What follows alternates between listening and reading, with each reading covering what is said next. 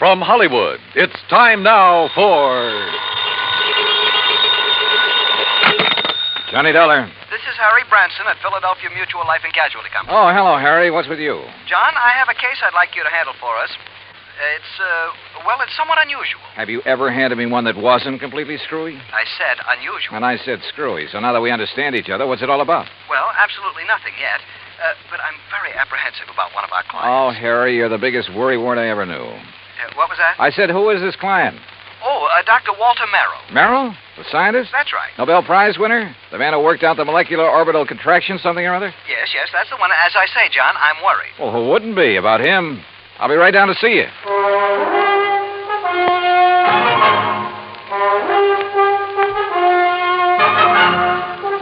Bob Bailey in the exciting adventures of the man with the action-packed expense account. America's fabulous freelance insurance investigator. Yours truly, Johnny Dollar.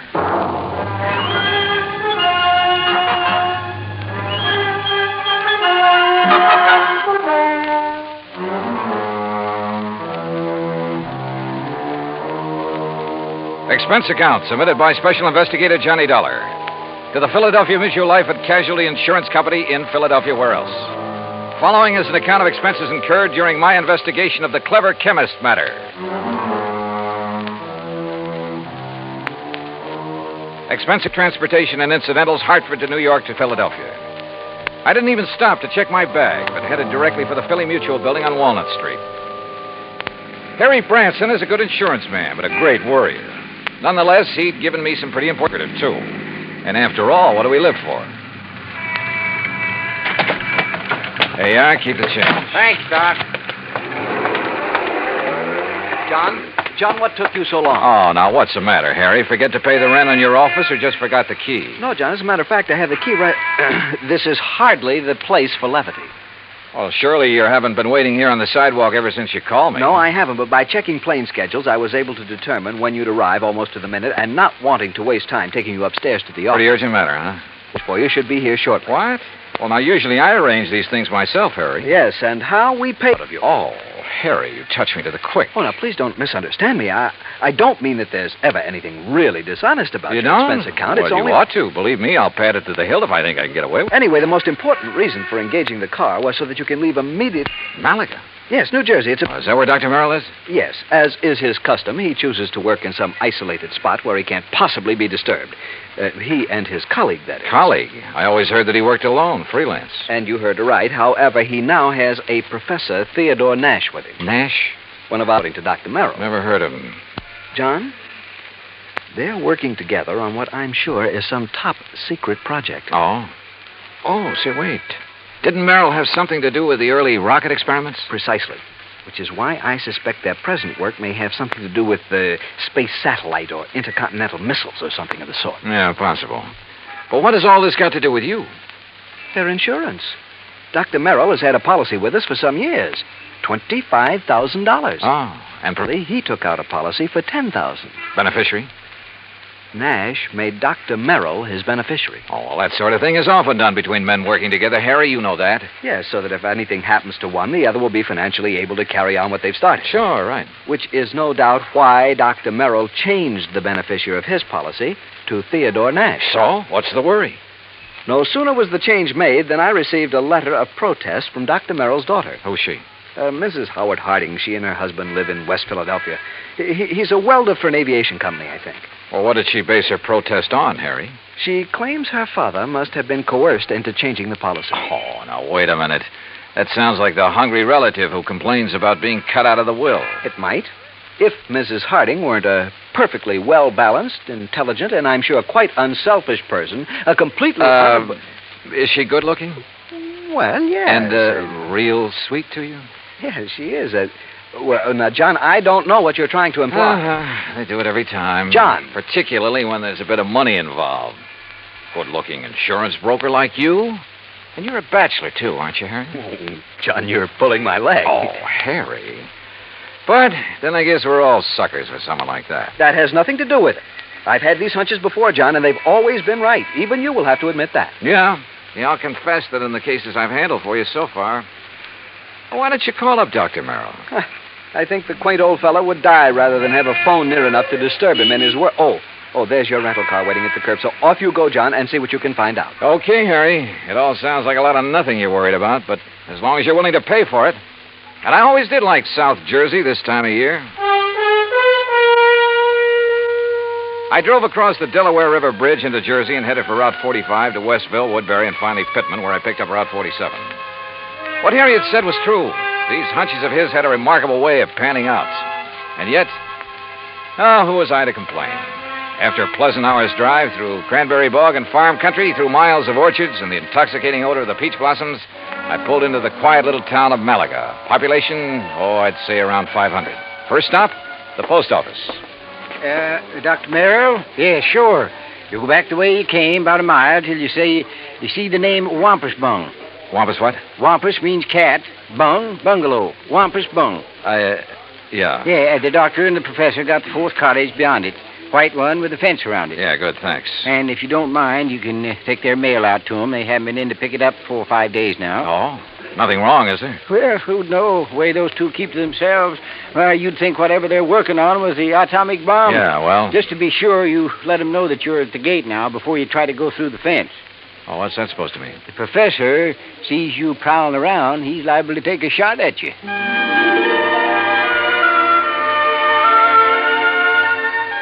As I drove back and toward the edge of Little Malaga Lake, the idea of getting shot at by anyone living in this peaceful, quiet place seemed ridiculous. The lake itself, by the way, looked pretty inviting. I made a mental note to come back here on my own sometime after the fishing season opened. As the postmaster had indicated, the fourth cottage beyond Wampus Bung was heavily fenced in, so I gave notice of my arrival.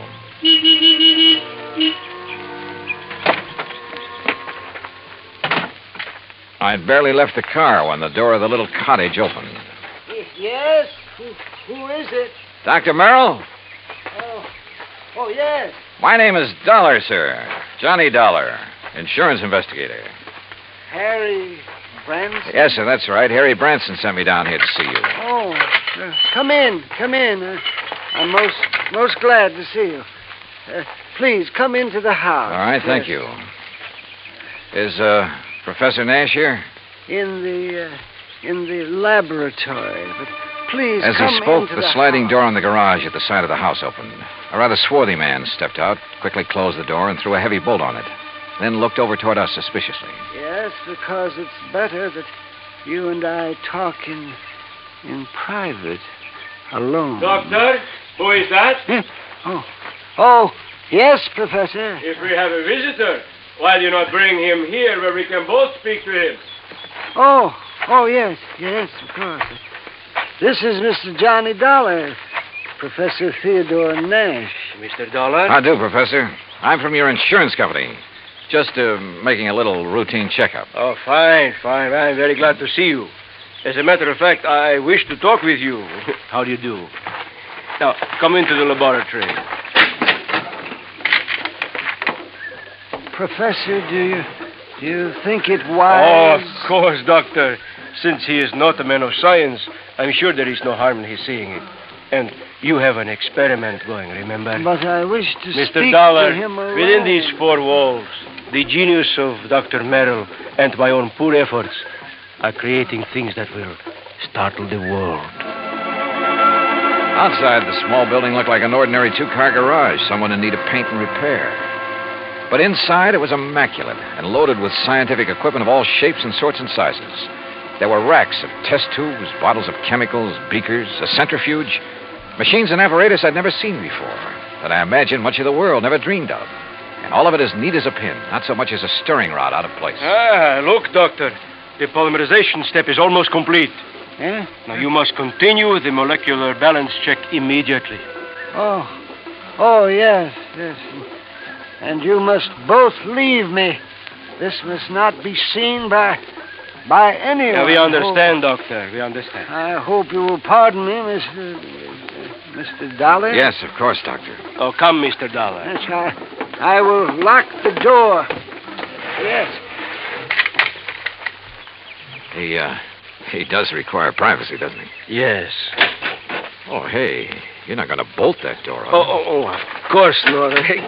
Force of habit, I guess. Oh, it is he who keeps things locked so tightly when he is working, unnecessarily so. But then genius is permitted his idiosyncrasies, huh? Harry Branson seems to think you two may be working on something to do with guided missiles. A very perceptive man. But that is something we must not speak about. Now, why have you come here, Mr. Dollar? Well, like I said, just a routine checkup. We usually do this when a sizable policy has changed. Oh, there is something unusual about two men working together on important things, ensuring in each other's favor? Well, no. But when his daughter perhaps objects. You know Dr. Merrill's daughter? Oh, I know about her and about her unfortunate marriage to that day laborer. Nothing wrong with day labor, Professor. Yeah, but one who waits for a great man like the doctor to die so that he can get his hands on the insurance money. You think that's why his daughter objected to the change? Of course. But his money will be used to further his work by me. And, of course, for the good of humanity. I see. Well, how soon do you think the doctor will be through with his experiment? An hour, perhaps two. And then he will call me in to assist him with the next, the crucial step. But now, about this look, why don't I insurance- run in town, arrange for a place to stay, grab a bite to eat, and then come back here, huh? If you like. I'm sorry we have no room in the cottage. No, to don't put give it you a up. second thought. I'll see you later. Something of Harry Branson's hunch had passed on to me. A strange feeling about the whole setup. There was something wrong about both Merrill and Nash, particularly the latter. Something I couldn't quite put my finger on. Was Dr. Merrill afraid of Nash? I don't know. Item 2, $1 even for a quick bite in a little cafe along the highway after I'd made arrangements for a room for the night in a private home. It was not much over an hour later when I drove back to the little cottage by the lake.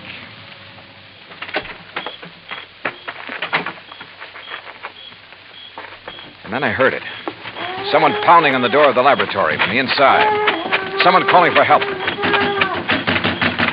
Professor! But the lock's on the inside. Turn the lock. What? Bolt here on the... Oh, what are you... Oh. Oh, thank heaven. Good Lord, Professor. What happened to you? You look like you've been run over by... Dr. Merrill. Oh, too late. Too late. Professor, what happened here? He beat me. Threw acid at me. The doctor? No, the man. Then he killed the doctor with a gun. He killed him. Who, Professor? Who? I don't know.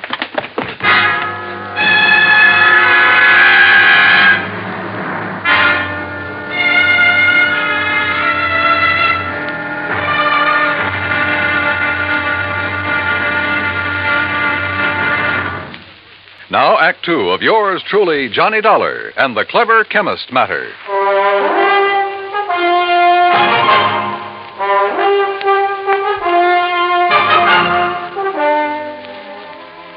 Expense account item 3, $10 for the services of one Dr. Frederick Foote, the only resident medico in the little town of Malaga, New Jersey. After pronouncing Dr. Walter Merrill dead, he took the badly beaten Professor Nash to his office clinic. While waiting for Nash to get in good enough shape to talk, I ran up item 4, 10 cents, phone call to the sheriff, who promised to come over as soon as he could enlist the aid of the nearby state police. Finally, Dr. Foote gave the word. But I suggest you talk with him as little as possible, Mr. Dollar. In pretty bad shape, huh, Dr. Foote? The intruder not only beat him severely, but threw a bottle of acid in his face. Oh? Professor Nash will never have the use of his left eye again because of that nitric acid. Has Nash said anything that might help us identify the assailant and killer? No? Now, please don't talk with him too long. Professor? Yes. Yes. Hello, Professor. Oh, Mr. Dollar. I will never see again with my left eye. He has told me. Yes, I know. I'm sorry. But the great Dr. Merrill, he is dead. What a loss. Professor, tell me, did you see the man who attacked you? Yes. Can you describe him at all? Yes, young, not more than 30, 5 feet, 6 or 8, very heavy, Yes. stocky, and black curly hair. Yeah? Hands like a working man, a laborer. Come. Have you ever seen this man before? No, I... Oh, here. Some water. Thank you. Do you know why he came in and attacked you and Dr. Merrill? No, Was he after something there in the laboratory? no, only to kill Dr. Merrill. I tried to defend him. I'm sorry, Mr. Dollar, but I think that's enough. Yes, okay, Dr. Foote. I think I've heard enough. I managed to get back to the cottage by the lake before the police arrived and came up with one very damning piece of evidence. In one of the bedrooms, I found a picture of a wedding couple. It was inscribed, "Love to the dearest father in the world." And next to the bride stood a man who answered perfectly the description Professor Nash had just given me. The husband of Dr. Merrill's daughter, Howard Harding. And then I thought of what Nash had said about Harding. His antagonism, his conviction that Harding was the one who resented the change in the insurance policy. But there was something else, too. That had happened when I talked with Nash in the doctor's office that... By the time I got back to the laboratory, the sheriff and state police arrived. The sheriff, I'm afraid, mussed up any prints that might have been left on the bottle of acid. However, in the weeds outside, a state trooper found the pistol, a .38 caliber Luger that had killed Dr. Merrill. Fingerprints had apparently been wiped off, but the gun was carefully... Fingerprints. Before taking off on a mad dash back to Philadelphia, I stopped at Dr. Foote's and picked up one water tumbler. Item 5, $3.70 for a tank full of gas. Item 6, 50 cents. Parking in Philadelphia as close as possible to Harry Branson's office. John, what have you found out about Dr. Merrill? Harry, he's dead. Well, oh, dear. Now listen, write down the address of Mr. and Mrs. Howard Harding for me. His daughter, does she know? No, she doesn't know yet, and I hope I can avoid telling her before I write it down, will you, man? Well, yes, of course. Take but this. Don't unwrap it, but see that it gets to Ray Kemper at the Federal Bureau fast. I'll check with him about it later, thanks. But now, John... Harry, this is one time this expense account of mine is going to save you a lot of money. I think. I don't know how many red lights I skipped on the drive out to West Philadelphia, but I felt like a hound dog in a hot scent. The home of Mr. and Mrs. Howard Harding turned out to be in a nice, quiet residential area. I was met at the door by the girl in the wedding picture. A tall, very nice-looking blonde in her late 20s. Oh, yes? Mrs. Harding? I'm Terry Harding. Well, I'm Johnny Dollar from your father's insurance company. Oh, good. Come in. Perhaps you can help me make him do something about that policy of his. Well, that isn't exactly... Someone has poisoned Daddy's mind, Mr. Dollar. Oh? What do you mean? It isn't that I need the money if Daddy dies, which heaven forbid. No. It doesn't exactly look as though you do. No, of course we don't. Howard's been doing so wonderfully at Colonial Aviation. Yes, apparently. And I'd had a notion he was just a laborer or something. Oh, dear, no. That's what Daddy called him because he wasn't too fond of Howard. And that is the way Howard started before we were married, but now he's one of the officers of the company. Where is he, Mrs. Harding? Well, as a matter of fact, I thought you were Howard when you drove up just now. He's been fishing. Fishing? On some little lake over in Jersey. He goes every Saturday all by himself. Malaga Lake? No, Malaga's where Daddy was. Mm-hmm. He and that... That what, Mrs. Harding? Well, I don't know. It's Howard, I guess. What do you mean? Howard has never liked or trusted him, even though they've never actually met. When Daddy changed his insurance to name that professor... There is something wrong about that man, Mr. Dollar. What, Mrs. Harding? I don't know. Daddy always worked alone until he came along. Daddy's such an alert, bright-eyed little busybody in spite of his Wait a age. minute. Your father... Like a cute little wound-up spring, hopping about like a... Mrs. Harding.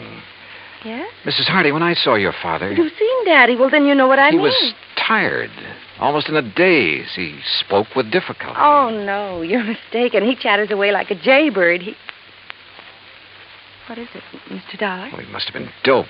He looked as though... Hi, honey. Well, I'm just as lousy a fisherman as usual. Not a single...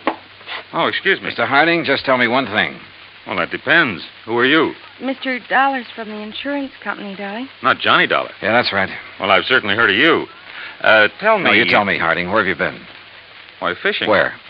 Over in Jersey. Where in Jersey? Little private lake. Where? Over near Mount Holly. One place I know of where nobody else ever goes, where I can get rid of the cobwebs at my job. Hey, wait a minute, Dollar. What is this? Harding, you've been identified as the man who murdered Dr. Walter Merrill. What? I'm sorry, Mrs. Harding. I'm sorry, but it's true. No. What are you talking about, Dollar? You didn't know about it? Of course not. How could I? Where did it happen? How? At his place in Malaga. Oh, Professor Nash. I'll kill that man. You'll take it easy. You seem to forget that so far you're the only suspect in the case. You're out of your mind. If it was anybody, it was that Nash. Never have trusted that man. And the insurance policy. If anybody killed Dr. Merrill, it was that professor. Now listen to me. Nash was with Dr. Merrill when he was killed there in his laboratory. Of course he was. But Nash was attacked also, beaten, acid thrown at him. He lost the sight of one eye because of it. And I tell you... You sure? Yes, of course I'm sure. It was I who found them. Nash beating against the inside of the door of that laboratory crying for help. A door that was bolted on the outside. But, Dollar, You're sure of that? I'm sure. Well, I still think... Oh, Terry, I'm sorry, honey. Here, let me... Howard, it's so terrible. Better answer that phone, Howard. Yeah. Hello? Yes? Oh, yes. It's for you, Mr. Dollar. Oh, thanks. Terry, dear, come on. You've got to pull yourself together. Johnny Dollar. Right. John, this is Harry Branson. I just received a call from Mr. Kemper at the Federal Bureau. Yes. He says he must see you immediately. Call him back, Harry. Tell him I'll be there in 15 minutes. Harding, just to keep things straight, I wouldn't leave this house if I were you. Well, now, wait a minute, Just Dollar. sit tight. I think you're in the clear. More red lights got passed up on my way into the Philadelphia offices of the Bureau. So Ray Kemper felt that whatever he'd found was important. If so, it would back up one of my suspicions. But in view of the circumstances, that bolted door in the laboratory, for instance, how could it? Important is putting it mildly, Johnny. The prints you found on the water glass, Ray. 3 sets. 1, yours. Yeah, well, naturally. 2, Dr. Frederick Foote, who is currently practicing medicine. I know, in the town of Malaga, New Jersey. That's where the glass came from. Oh, but the 3rd set of prints. Yes. I had to go into the international file for them. And Johnny... Nash? Theodore Nash? Nash. Nashevsky. What? Theodore Nashevsky. Chemist from one of our not-so-friendly countries. Huh? Expert on explosives. At one time, he was thought to have attempted to enter this country. That was in 1940. Ray, have you got any pictures on him? Plenty. From the time he was a kid. Here. Tell me how you picked up these prints. The beard in this picture. That looks like him, all right. Yeah, this too, with a shaved head. Almost as though he tried to keep changing his appearance. Johnny... Oh, wait a sec. This picture of him as a youngster, this eye patch on his left eye. Our dossier is pretty complete. He was quite an athlete until he injured that eye. But it doesn't show in these other pictures, and he hasn't a glass eye. No, his eye always looked perfectly natural. But now, Johnny, if you have information... Ray, this has done it for me, thanks. Hey, now, just a I'll minute. see you. Hey, Johnny! This is Kemper. Give me a man to tail Johnny Dollar. All the way back to Malaga, New Jersey, I hoped my rental car would hold together. It did, in spite of the fact I pushed it all the way. International intrigue is a bit out of my line, but this time, so help me, I was beginning to feel like an FBI man. I stopped at state police headquarters along the way, and according to them, Nash was off the hook. Not only because of the acid thrown in his face, but even more important, because of my own testimony that I'd found them locked in that laboratory. I stopped again at the lab. Nothing. Then back to Dr. Foote's office. Very well, Mr. Dollar. When they arrive, I'll insist that they wait for you. All right, thanks, Doctor. Well, Professor, you're sitting up. Oh, have they found anything, Mr. Dollar? Have they found the man who attacked us and killed poor Dr. Merrill? Professor, I think I have. Oh? But tell me something. Yes, of course. Your government doesn't pay you very well, does it? Merrill and I were not working for the government, Mr. Dollar. Although, of course, the results of our work... I'm talking about your government, your own real boss. I do not understand. No doubt it's very much interested in anything this country develops in the line of guided missiles, that sort of thing. Mr. Dollar... Now, let me go on. Merrill was doing important work. Stuff that would be of great value to any country in the world. Of course. Your country would have paid you well for the results of his work. But, brother, they'll never get it. I do not know what you are talking Money, about. the loot from Merrill's insurance, sure. Sure, it was enough to get you out of here after you'd gained the knowledge you need of Merrill's work. See here, Dollar. After you'd killed him, before he could give to his country, the United States, what he'd invented. You are a fool. I was beaten, The poor too. old man put up a pretty stiff fight, didn't he? Do you think I would have done this to myself? You My gave eyes... yourself away earlier when you reached out for a glass of water I handed you right here in this room. A man who'd lost his sight in one eye would have lost his aim until he got used to it.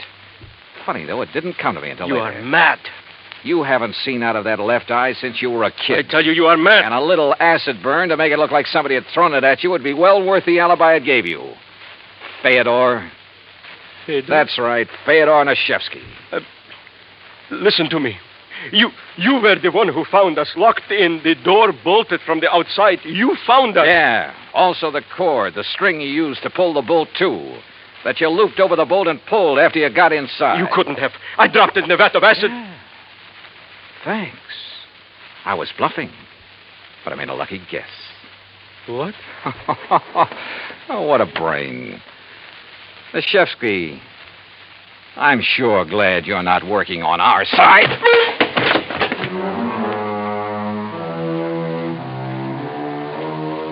The capsule he fished out of his pocket never got to his mouth. And I'm afraid he won't see very well out of his other eye for a while. My knuckles still hurt. And it was lucky for him that the police arrived. I'm afraid I don't like guys like him. Expense account total, including all the incidentals I could think of, and transportation back to Hartford, $84.35. Remarks? Well, don't beef on this one, Harry. The criminal, in spite of being the named beneficiary, doesn't get paid. Yours truly, Johnny Dollar.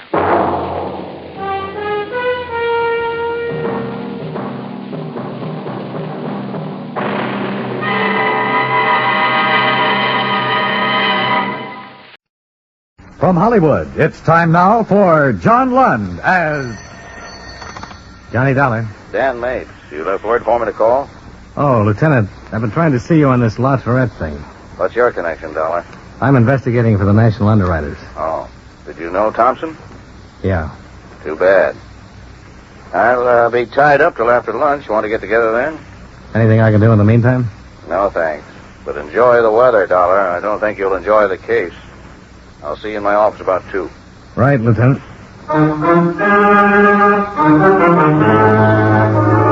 John Lund in the transcribed adventure of the man with the action-packed expense account. America's fabulous freelance insurance investigator. Yours truly, Johnny Dollar.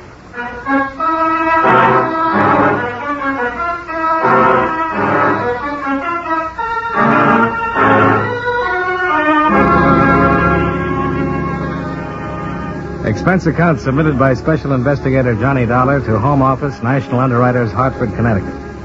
The following is an accounting of expenditures during my investigation of the La Tourette matter. Expense account item 1, $97.50. Airfare and incidentals between Hartford and Denver.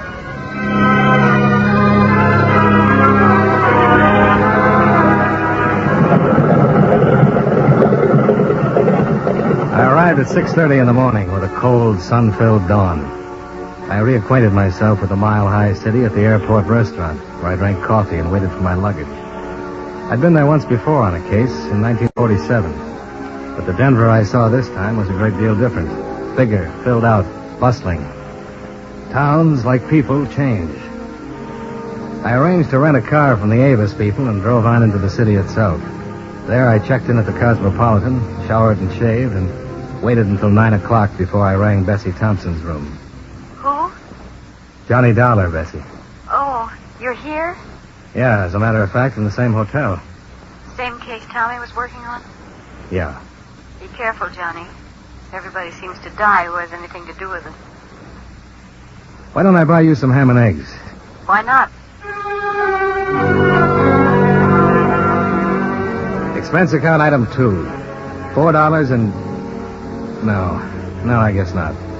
This one was on me. Buying breakfast for the widow of the man who died on the case I was taking over. It was a difficult meal. I buried him here. Yeah? I would have taken his body back to Hartford, but the expenses and all. Besides, it doesn't really make any difference where you're buried.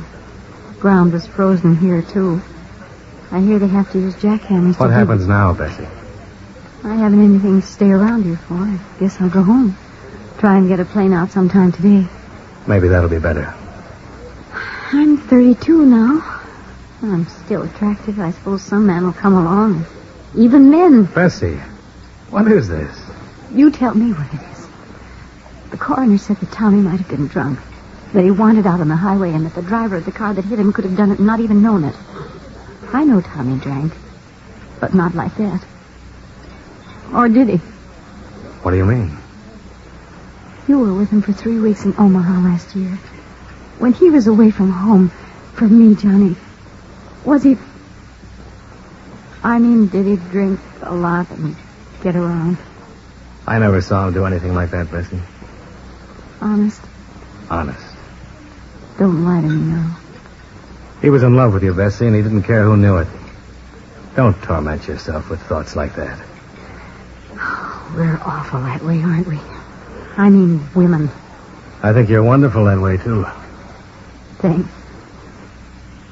Tommy was murdered, Johnny.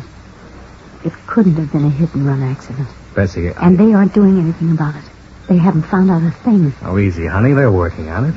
You know that. It's all tied in with that La Tourette man. Tommy found out something, and he was killed for finding it out. Bessie, I'll have to tell you right now. What reports Tommy sent in on La Tourette don't make him responsible in any way. Then why are you here? Just to wrap up the details. I see. There'd have to be something more than what we have now. Then there is something more. Tommy phoned long distance the night before he was killed. He said he thought he'd be coming home in a couple of days. Did he say anything about the case? No, but he was coming home. That meant he had it about finished. He sent in a report the day before he was killed. There was nothing. But the police didn't find any report for that day in his room. How did he get out to that place on the Golden Road? Who was he with? Johnny, he was killed. He had something on someone in this case, and he was killed. If he was, we'll find it out. All right. Where's he buried? Crown Hill Cemetery. I'll send some flowers out there. Get the man who ran him down. He'd like that a whole lot better. Yeah, I guess he would.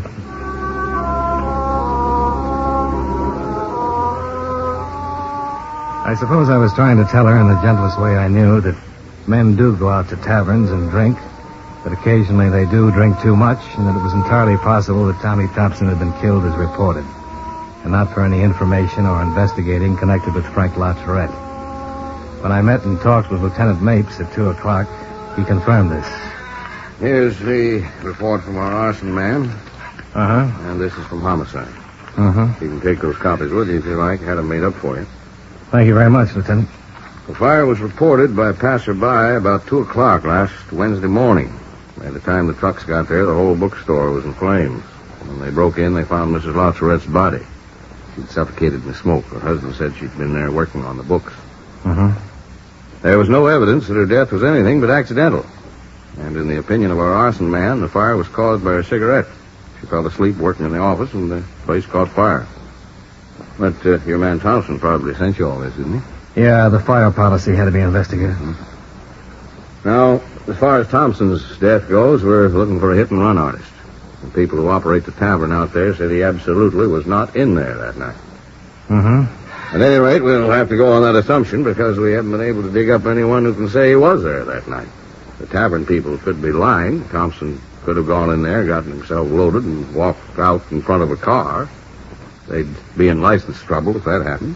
Yeah, sure. On the other hand, we'll just have to assume Thompson wasn't in that tavern at all. And what was he doing out on the Golden Road? I don't know. You know how he got there?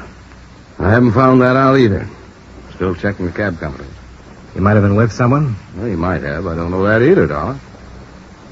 I suppose you've wondered if it could be connected with La Tourette. Oh, yes. I've wondered.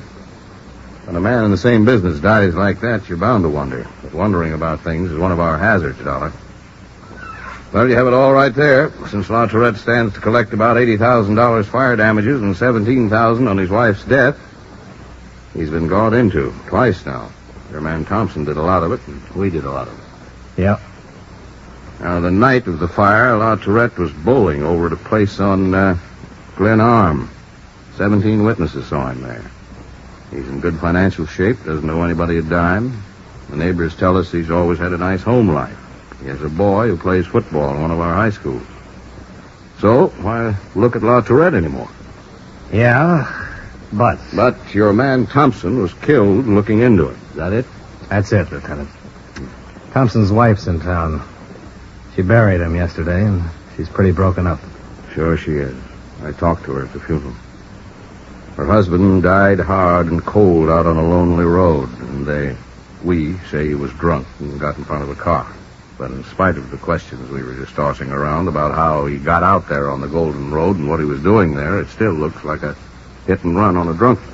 And that had seemed to have about ended? No, I should say not. We want to find the bird who ran Thompson down. And if there isn't enough in those reports to satisfy you that the fire was an accident, that Mrs. La Tourette's death was an accident, and that Thompson's death was what we say it is, then just sound your horn. I'm around all day, and I'm open to any kind of suggestion. Okay? That sounds fair enough, Lieutenant. I might give you a ring. Right.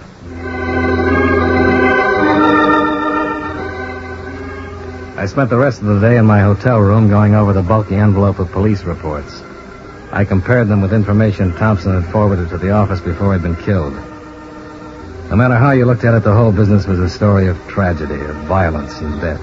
Mapes was right. I wasn't enjoying the case, and I was anxious to close it. It was dark by the time I got out to Park Hill and found the La Tourette home. Through the drawn shades of the living room, I saw the figure of a man. He didn't move when I used the doorbell. Hey. Hello in there. Hello? Who is it? My name's Dollar, Mr. La Tourette. He won't be back until tomorrow. I wonder if I could leave some papers for him to sign. Leave him at the door. I'll get him later. There was something about the voice, the strain and shakiness in it that worried me. I didn't leave the papers outside the door. Merely tried the knob. All right. Come in if you have to. Hey, what is this? Why the shotgun? Get in. You get inside and close the door. I'll kill you. Okay. Move right over there, mister. Right over there. All right, you can stop. Where's Mr. La Tourette? Oh. You'll get the same thing if you do anything funny at all. Why? You'll be asking that from now to the day I die. Now get your hands up. Up. They're up, Sonny. Look, he might still be alive. You could call a doctor and... He's dead. I made sure. I don't know who you are or why you did this, but you'll never get away with it. They'll catch you. Who cares? You better give me that shotgun. Don't try to get close to me now. Who are you? I'm an insurance investigator. My name is Dollar. Mr. Dollar, I don't quite know what to do about you. Give me the gun. Oh, no. Oh, no. This little baby's got more work to do tonight. Yes, sir, just a little more work. Why did you kill him? He killed a man and a woman. I guess that gives me a right to turn around and kill him. What man? What woman? Somebody you probably know. A man named Thompson. He ran over him the other night. Oh? Sure. He ran him down with a car because Mr. Thompson found out about a woman. His lady love. His lady love? Oh, he had one, a real pretty lady. Who helped him burn my mother to death in a fire so they could be together. I'll see that they get together real soon. Your mother? Your name is La Tourette? That's it. Bruce La Tourette. That's my old man lying there.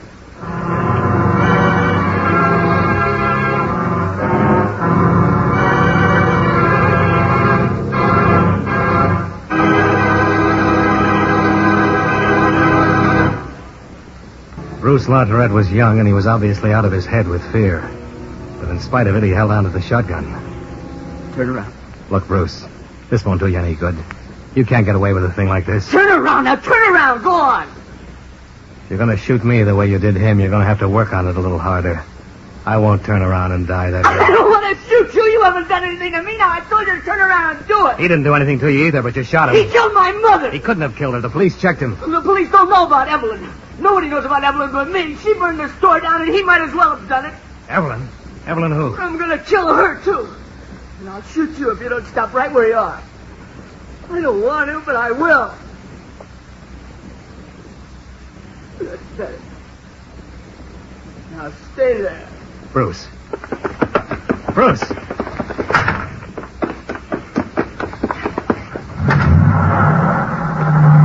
Bruce! Bruce!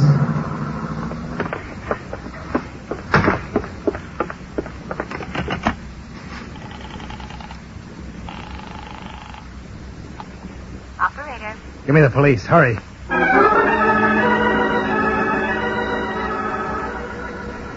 I gave a license number and the description of the car over the phone, along with the other information on Bruce Latourette. Several prowl cars arrived, but there was nothing that could be done for Frank Latourette. I waited for Lieutenant Mapes. We sure pitched this one wrong. Lord. Yeah, everybody did. 8:15. I thought they'd pick up that kid by now. APB's been out since you phoned. Shouldn't be too hard to spot. He wants to kill somebody named Evelyn, and he looked pretty determined. I never saw such a thing in my life. You suppose he's dreamed all this? I don't know him well enough. Latourette might have had a woman who helped him burn down the store and kill his wife. He might have had to kill Thompson when Thompson found out about it. That's the part that makes it no dream. Dollar, if we don't have that kid in our hands pretty soon, we'll be standing in another room someplace looking at another corpse tonight. Yeah, I know. How could we miss it? Who's Evelyn? Why didn't any of these people in the neighborhood know anything about it when we questioned around? I don't know. Let's see. Farrell and Hayes, Thorpe, Weiner. Come on, Willie. Let's talk to these neighbors again. Okay. Boy, what I'd give for one gossipy old lady who knew everybody's business. You mean who knew somebody named Evelyn? Yeah, I guess that's what I mean.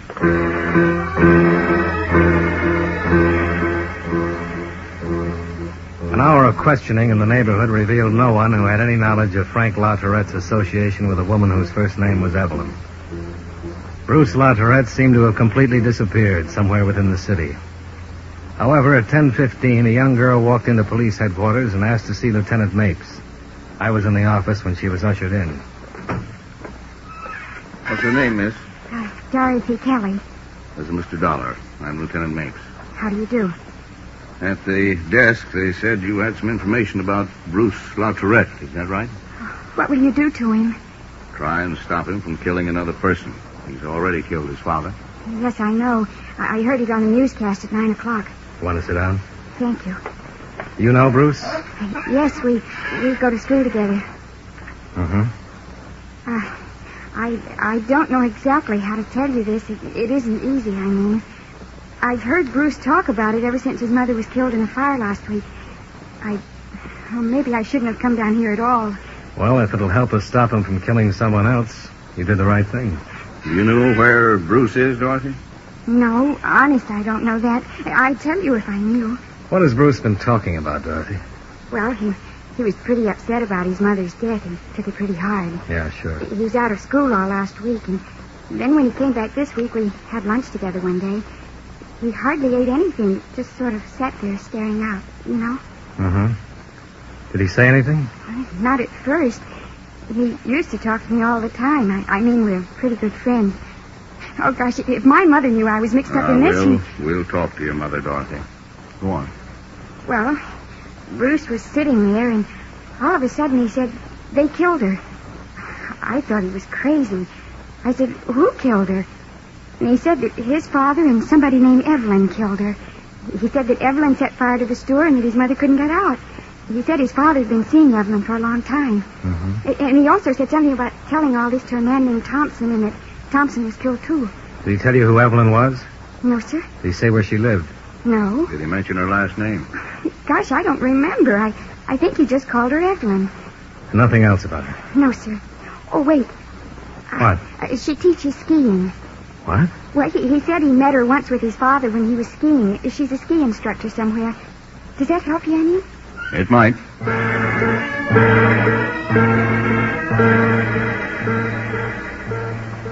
It did help. 3/4 of an hour later, the owner of a sporting goods store remembered a woman named Evelyn Warder, who had skiing classes on weekends. He located an address for her in North Denver, and I drove out there with Lieutenant Mapes. She was a tall, plain-looking woman in her early 30s. What is it? Miss Evelyn Warder? Yes? Police. I'd like to talk to you for a minute. What about?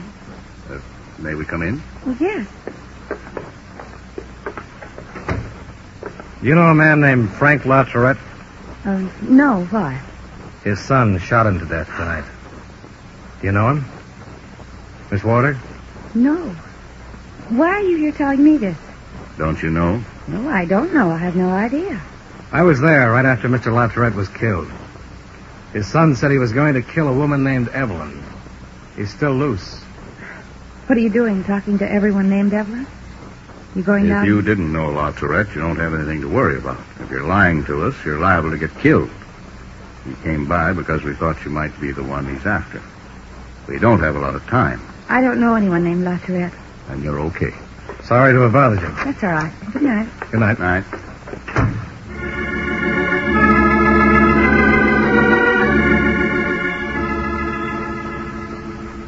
The pouting mouth, the plain face, the tall, ungainly person of Evelyn Warder didn't fit the role of a homebreaker or murderess. But we sat in the car across the street from her house. Mapes put in a call for 2 more cars to come out. It really didn't get sunny all day today. And this is a pretty lousy night. Nothing to say? Nope. Sure you don't. You could be in a nice warm hotel room getting a head full of sleep right now. I can do that anytime. Right now, I want to be around when somebody talks about a fire my company has an $80,000 claim on. And the murder? And Tommy's murder. Oh, the whole thing. Tommy's wife this morning wondering if he played around with other women. That kid standing there shaking and crying and killing and out to do more killing. I'd like to sleep. I don't think I could. Wonder where that kid went to. Should have had him by now, if he stuck with the car at all. How could he walk around town carrying a shotgun without being a little conspicuous? Yeah. This could be the wrong Evelyn. It's the only one we've got a line on. Yeah. Dollar, this stinks. What? That's the right Evelyn in there, and if that kid isn't picked up, he'll be around to kill her tonight. Yeah. So let's go in and give her the business. She said... Hey, across the street. What? That's the car. The kids? Yeah. Let's go. How'd he get here without... Over there. Yeah. Come on. Bruce! LaTourette, this place is covered. You'll never get away alive. Yeah. You okay? Shooting in the dark. That isn't going to do you any good, Bruce. Let me try. Sure. Bruce, this is Johnny Dollar. Remember? Tell your police friends to keep down or I'll kill somebody. I don't want to kill anybody but her. I will if you try to stop me. And they don't want to kill you, Bruce. Put down the gun. I'm going to get her. The law will take care of her if what you say is true. I want to take care of her. Evelyn? Evelyn! This is Bruce LaTourette. You killed my mother. We're going to have to do it, Johnny. Wait. Bruce! She isn't there. Get him away from here. Get him away from here. Get him away from here. Upstairs window. Yeah. She wasn't here, huh? Making himself a perfect target. One more chance, LaTourette. Throw the gun down. Okay, boys.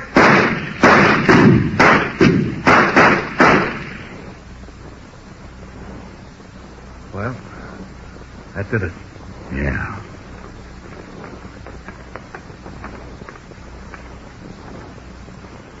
I'll get an ambulance.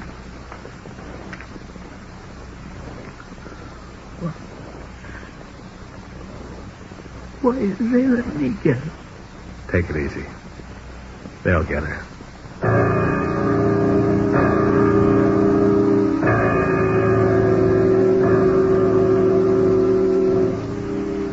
They did get her. She was taken down and charged with suspicion of murder and arson. Bruce LaTourette was removed to the emergency hospital and died there 3 hours later.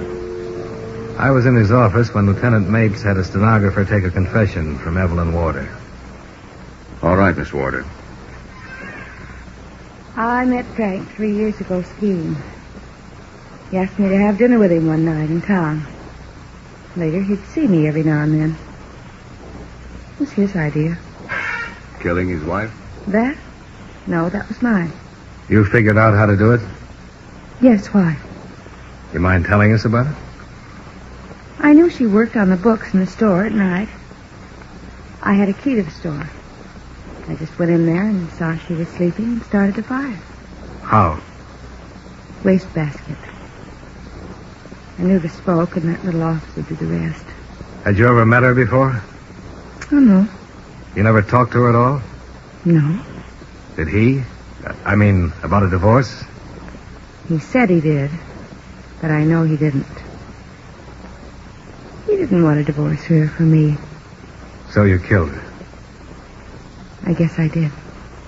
The insurance man, Thompson? Yes. I guess the boy told him about us. He followed us out to the place on the Golden Road. I told Frank we'd have to get rid of him. And we did. Who was driving, Evelyn? I was. Your car? Yes. You killed them both, then? Mrs. LaToretta and Thompson? You don't think Frank could have the nerve to do anything like that, do you?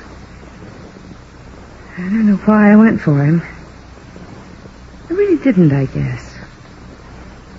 He had money, but no nerve. Okay, Evelyn. Anything else? What happens to me? That's up to the court, Evelyn.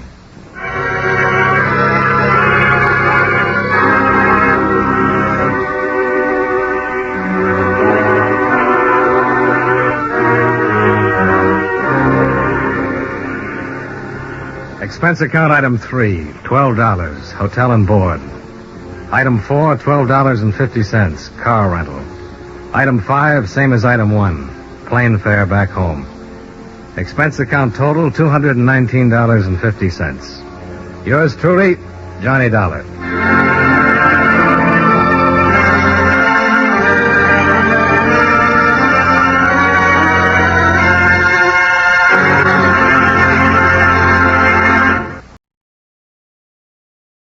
From Hollywood, it's time now for Edmund O'Brien as... Johnny Dollar. Is this Mr. Dollar, the insurance gentleman? That's right. Well, this is Captain Lyle Woodstock. I was given a message that you had telephoned. Yes, I did. Your insurance company wanted me to look into this trouble with your wife. I wonder when I could see you. At your convenience, but it's not trouble yet. It's quite possible that nothing is wrong at all. Oh? I understood you were worried about her disappearance, that you hadn't heard from her in over a week. Isn't that it? Yes, but, well, I'll explain it all to you. But as I said, in spite of her absence, it's entirely possible that nothing is wrong at all. All right, Captain Woodstock. I'll be out to talk with you this afternoon.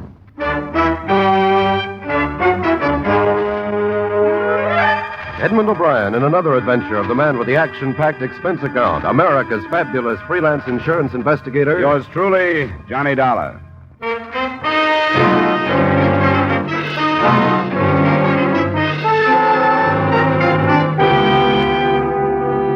Expense account submitted by Special Investigator Johnny Dollar to Home Office, Washingtonian Life Insurance Company, Hartford, Connecticut. The following is an accounting of expenditures during my investigation of the Celia Woodstock matter. Expense account item 1, $25.50, car rental and mileage to the Woodstock home off the highway just east of Bridgeport. It was a large frame house, shuttered against the cold. Icy landscaping swept down to the shore, where an empty dock stood against the winter wind blowing across Long Island Sound.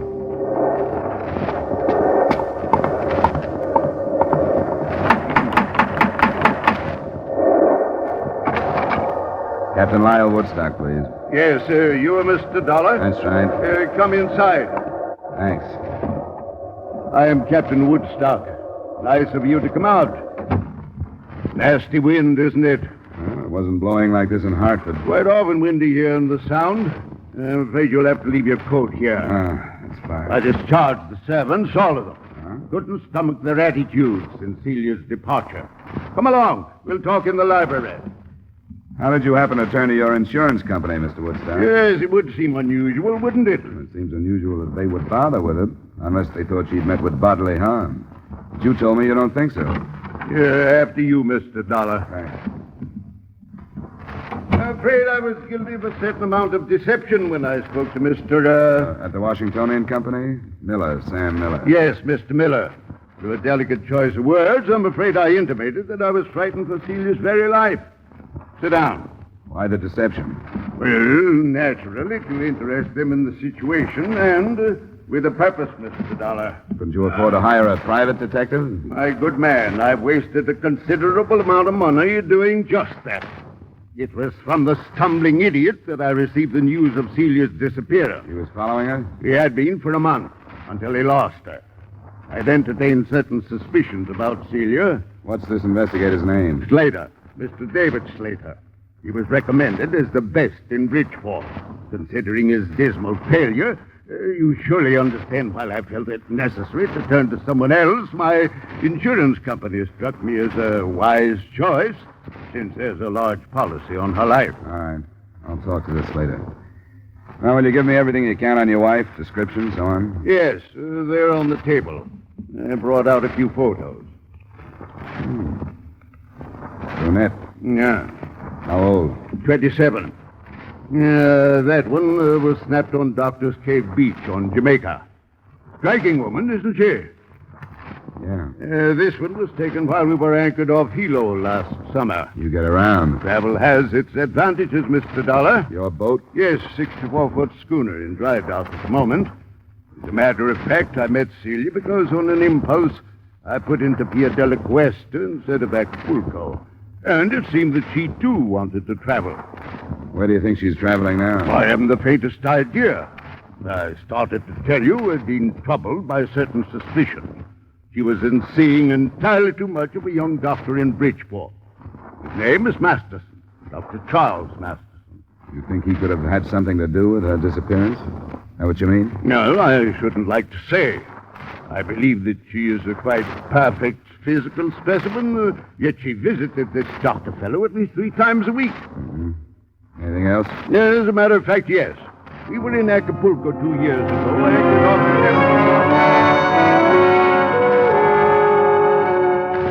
The rest of the story wasn't too far from typical, although I don't meet too many of the breed. A, the 55-year-old Woodstock, captain because he owned and gave orders on the schooner, had dedicated his life to what he called adventure. And B, the 27-year-old Celia had also dedicated her life to what she called adventure.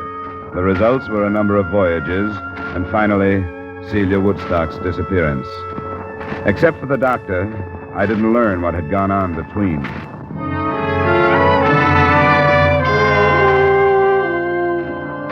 I found the private investigator, David Slater, in a conservatively crummy suite of offices on Front Street in Bridgeport. Well, you've met him, so you know what type he is. Yes, I followed his wife. How did she do? I've got a report on every move she made for a month. You want to see it? No, not if you remember the highlights. What about this Dr. Charles Masterson? Doctors are hard to pin down, you know that. She went to his office 3 times a week, but never met him anyplace else. Maybe she was sick. Her husband says no. Well, I didn't find out.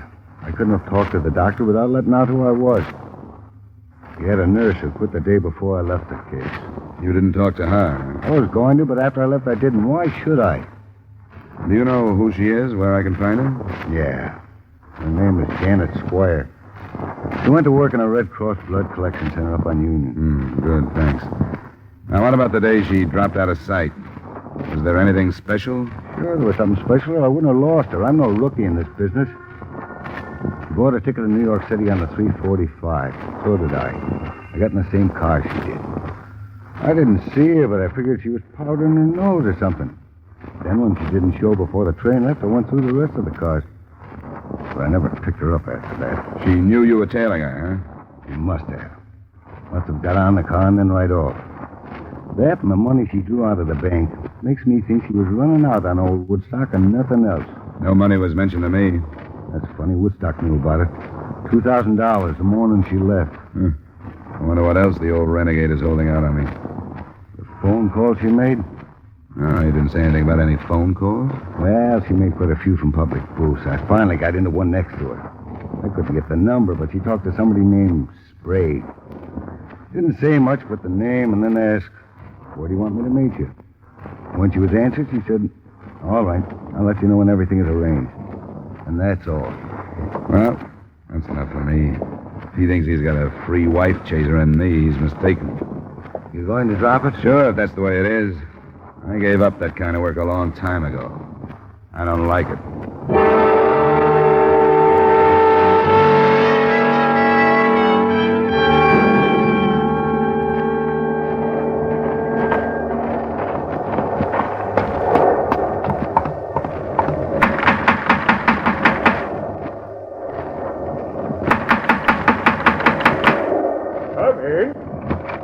Dollar Close the door. What's this? Where's Woodstock? Close the door. You do anything else, I'll kill you. What's happened? Who are you? Stay away from me. I smell cordite. You fired a gun. Where's Woodstock? He's gone. You come this way now. Move down the hallway. Why? I'll kill you if you don't. You came in here. Now you've got to do what I tell you or I'll kill you. I'll have to. Come on. You better turn around and look at me. Walk backwards. You don't even know who I am. You're in trouble. Maybe I can help you. Never mind that. Stop now. Turn around again. Open the door and get in the closet. Now, wait a minute. Please, mister. Please do what I tell you. It won't make any difference if I kill you.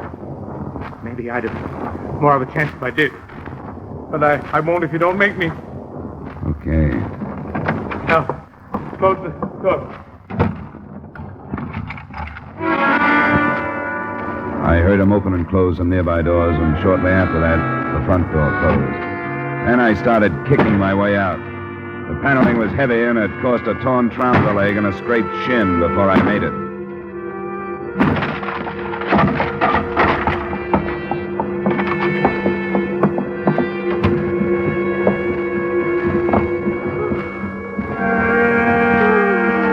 Mrs. Woodstock? Mrs. Woodstock? Hello? Hello, operator.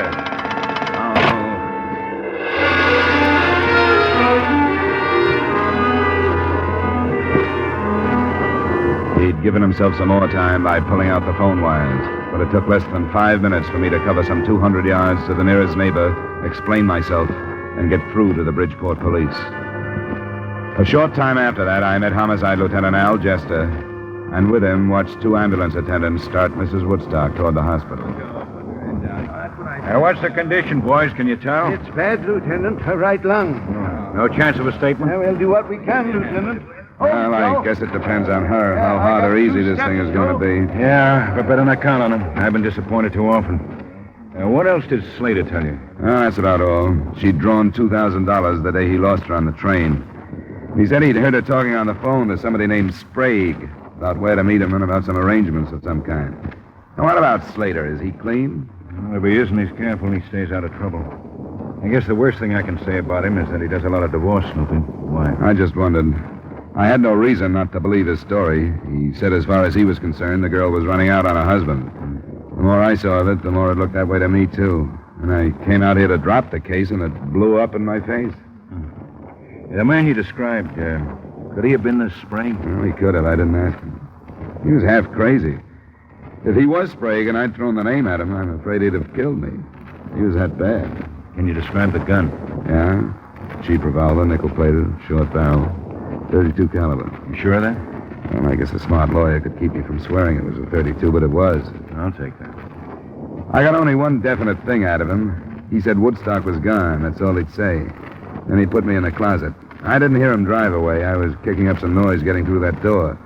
But the people in the house where I phoned said they saw it leave. The next house that way. Oh, Sergeant. Yeah, Lieutenant? Next house towards town. People saw a car leave. Send a man over and get what you can on it, will you? Yeah, all right. They said they didn't hear any shooting. You didn't see a car when you got here? No, it must have been parked on the other side of the house. Then I'll get it roped off. Yeah. Snow ought to hold some good prints off the tires. Did I get the amount of the insurance on the victim right? $100,000? Lieutenant Jester. Yeah? You better go upstairs. They were shooting up there, too. Oh, where? In the hallway, toward the back. Jared says there's a man lying sort of half into a room, but there's no question about it. This one, he's dead.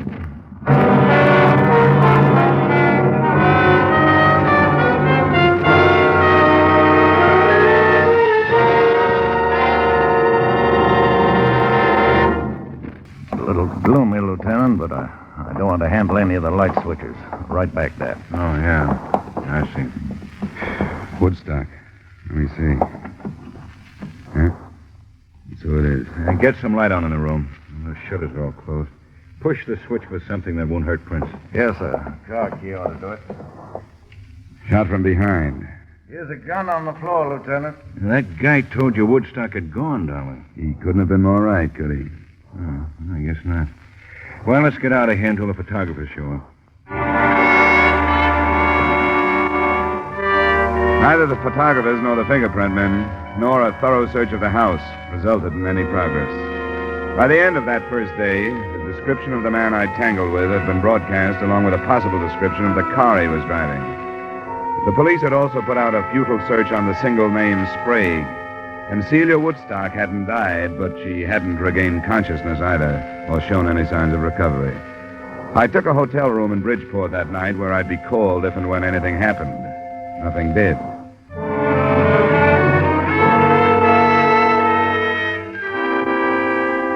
The next morning, I went to the Red Cross Blood Collection Center to talk with a nurse who had recently resigned the office of Celia Woodstock's friend and/or doctor.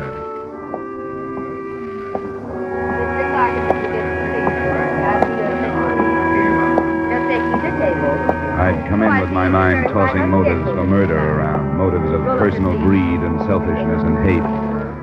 And it was almost a shock to suddenly face a segment of this country, citizens, old ones, young ones, men and women, quietly going about the business of helping the best way they knew how. I stayed to give my own blood after Janet Squire talked with me, and I knew it would go overseas in the best of company. We can go in here, Mr. Dollar. Thank you. I'm sorry to bother you, Miss Squire, but I was told that you were in Dr. Charles Masterson's office until a short time ago. Yes, that's right. Have you seen the morning papers? No. Why do you ask? Mrs. Lyle Woodstock was shot last evening. Mrs. Woodstock? Why, she's one of Dr. Masterson's patients. Was she, seriously injured? They don't know if she'll live. Her husband was killed at the same time. How dreadful. What happened? I don't know. I'm working with the police on it. I'd like to learn as much as I can about Mrs. Woodstock. Well, I'm afraid I know very little. She was a patient, but other than that, I know nothing. Her husband seemed to have the idea that she might be more than just a patient. That there might have been romantic interest between them. Uh-huh. Was there? Well, not that I know of. I make it a point to do very little prying into other people's affairs, Mr. Dollar. Sometimes I wish I could. Do you know anything about anyone named Sprague? Sprague? No, I'm afraid I don't. I'm sorry. So am I. I hope the results are better when you start working on me. I am sorry, Mr. Dollar. If you'll step right through there, Miss File will take care of you.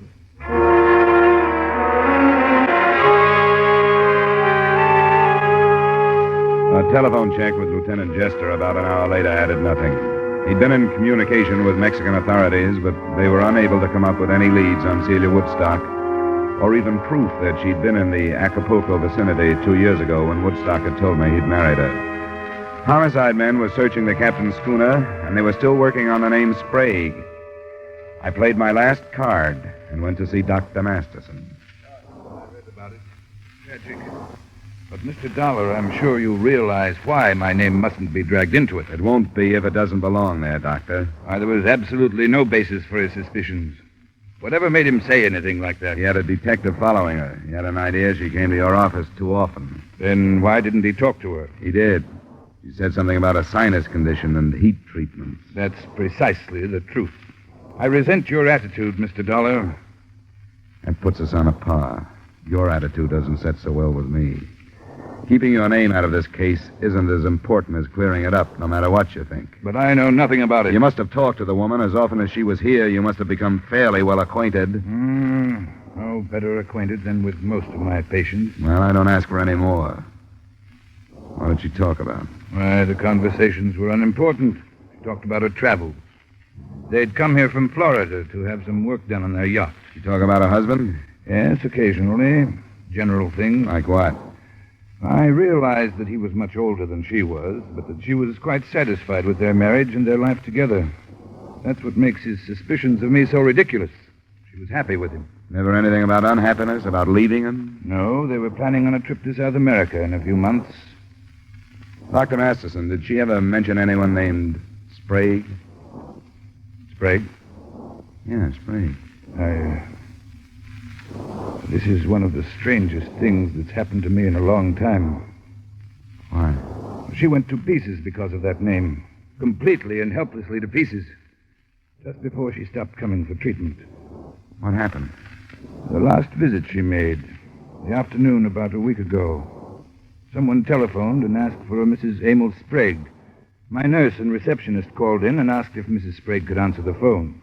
Was the nurse Miss Squire? No, she'd just left me. It was Miss Hall, who didn't know my patient by name.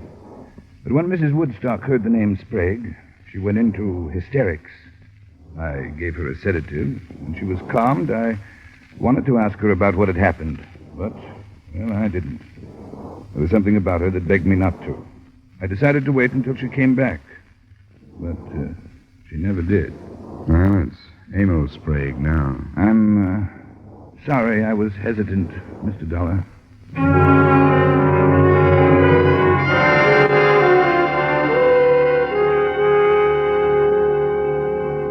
Well, it's in the works now. We'll see what we can make out of it. How's Mrs. Woodstock? Still alive. Those chest wounds are bad, though. Well, here's how the shooting stacks up so far. She was wounded by 38 caliber slugs. Her husband was killed by 32s. So if you were right on your gun description, the man you ran into killed the husband. What does that leave? Woodstock killing his wife? He was shot from behind while he was going into the upstairs room. Apparently chased up there. He had a gun in his hand, and he dropped when he was hit. That was the gun we found on the floor. 38 caliber. Ballistics hasn't run any comparison tests yet? No. I won't buy the theory. Mr. and Mrs. Woodstock seem to have been pretty happy. What about their schooner? Well, I talked to my men on the phone. Nothing yet. Crewmen are all available and with alibis. But what's all that got to do with somebody named Mrs. Emil Sprague? I couldn't answer him. Nobody could. But close to 12 that night, the lieutenant phoned me that Mrs. Woodstock was finally responding to treatment and would likely live. I was at the hospital at 12:30, but it wasn't until almost 3 that Lieutenant Jester and I were told that she was conscious and able to answer some questions.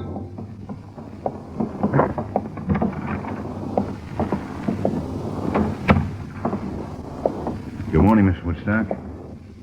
Feeling better? My name is Lieutenant Jester. This is Mr. Dollar. Hello, Mrs. Woodstock. We're both interested in what happened at your house the other evening. Mrs. Woodstock, do you understand what we're saying to you? Do you understand? My husband, Lyle. They told me he was all right. Is he? Yes, Mrs. Woodstock. He was shot. They tell you that? Yes. You know who did it? Yes, I know. I was there. I remember. We wish you'd tell us, Mrs. Woodstock. Emil Sprague? Yes. Yes, Emil. No one else was there. He made me go. Made you go where? To my house. To talk to my husband. Emil Sprague made you go? Why? How could he make you go? Because I'm Mrs. Emil. You're Mrs. Emil Sprague? Yes. And I hate him. But you were married to Mr. Woodstock. I shouldn't have. I think I understand. You were married to Sprague. Your marriage to him was never ended, but you married Woodstock anyway. Yes. I was wrong. I lied. I didn't tell him. And then it was money.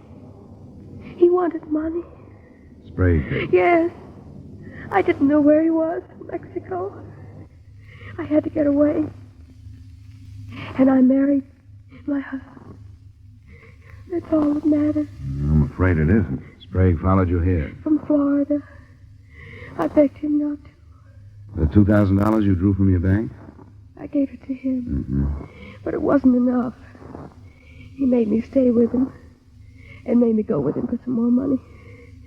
And my husband, I tried to make him understand and he wouldn't. He blamed me and called me things. He went to the drawer. Oh, why didn't he shoot Emil instead of me? Are you sure of that? Woodstock shot you? Going to the drawer. I remember. Turning around with a gun. And that's all. You know where Sprague would go? What happened? Why did he? What does my husband say? He hasn't said anything. Evidently, Sprague chased him upstairs, shot him there, and left. You know where he'd go? Back to Florida. No, we don't think so. We got a good description of him and the car he was driving. We think he's still in Bridgeport someplace. You said you were with him. Where? He had a room on Commercial Street. 713. Rooming house? No, it's a big building. Apartments. Now, which one is Sprague? It's, number 12, on the second floor. Do you have a phone in the room? Yes. Pleasant 2132. Well, thank you. We won't bother you anymore. Thank you, Mrs. Woodstock. I want to help my husband. I'll do anything I can. I want him to know that. We'll tell him, Mrs. Woodstock. It's a little after 3. Rogers' trucks are going to be rolling on Commercial Street before long. Think Sprague will give us trouble? Yeah. If he's been holed up since the shooting, I think he's probably father of us, not the one I saw him. We might slip on him this time of the morning. I'll get some men started out there. You better come with me. Sure. I'll need you to identify.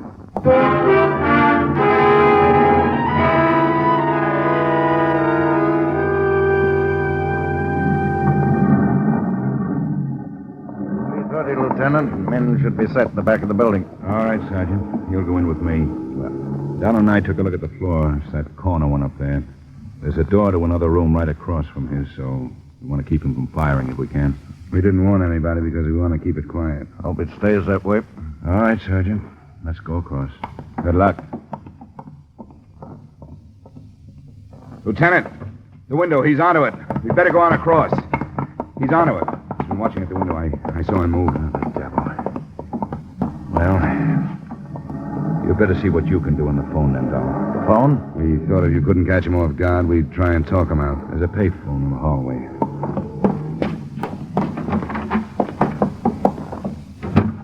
His room's just to the right at the top of the stairs there. That phone's right in line from up there. And we'll cover him. Okay, Dollar, if you're ready.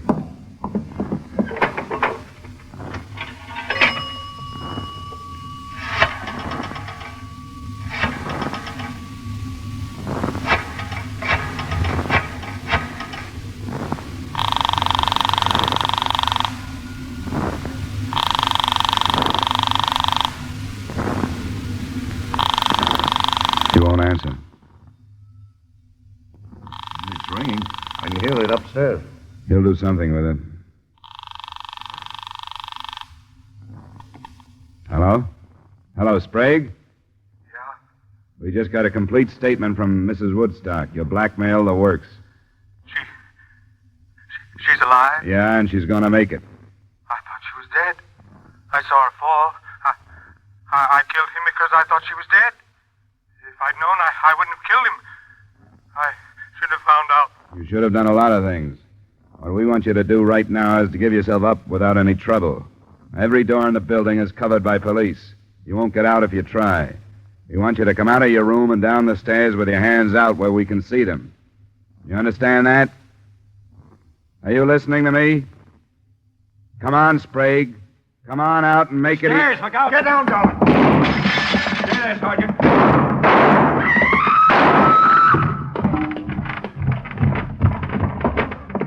Be careful, Dollar. It's all right. Sprague? He's dead, Lieutenant. Sergeant. Yes, sir? I'll go phone in. Keep the people away as best you can. Okay.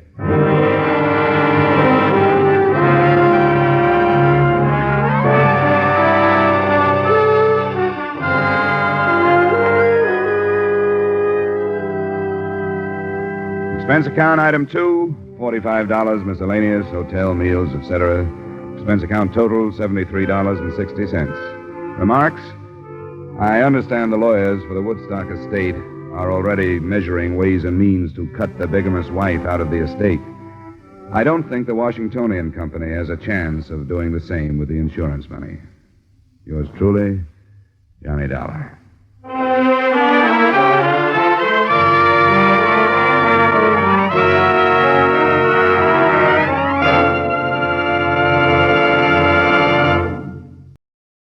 From Hollywood, it's time now for Edmund O'Brien as...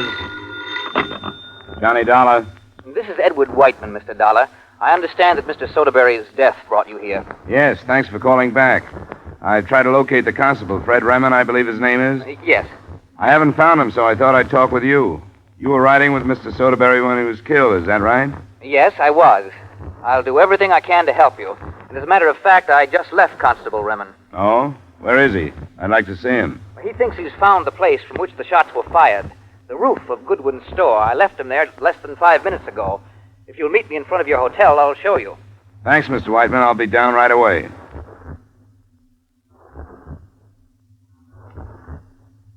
Edmund O'Brien, in a transcribed adventure of the man with the action-packed expense account. America's fabulous freelance insurance investigator. Yours truly, Johnny Dollar.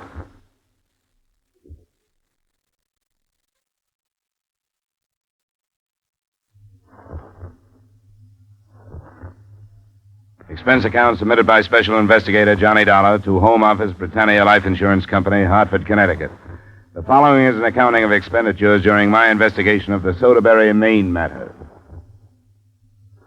Expense account item 1, $42.45, airfare, car rental, and incidentals between Hartford and Soderberry. I, for one, had never heard of the town, but I found it a few miles from Portland, Maine. First 2 church spires, and then the small group of companion buildings, all set against a peaceful New England background. The first thing I noticed when I drove onto its single business street was that some bunting, a few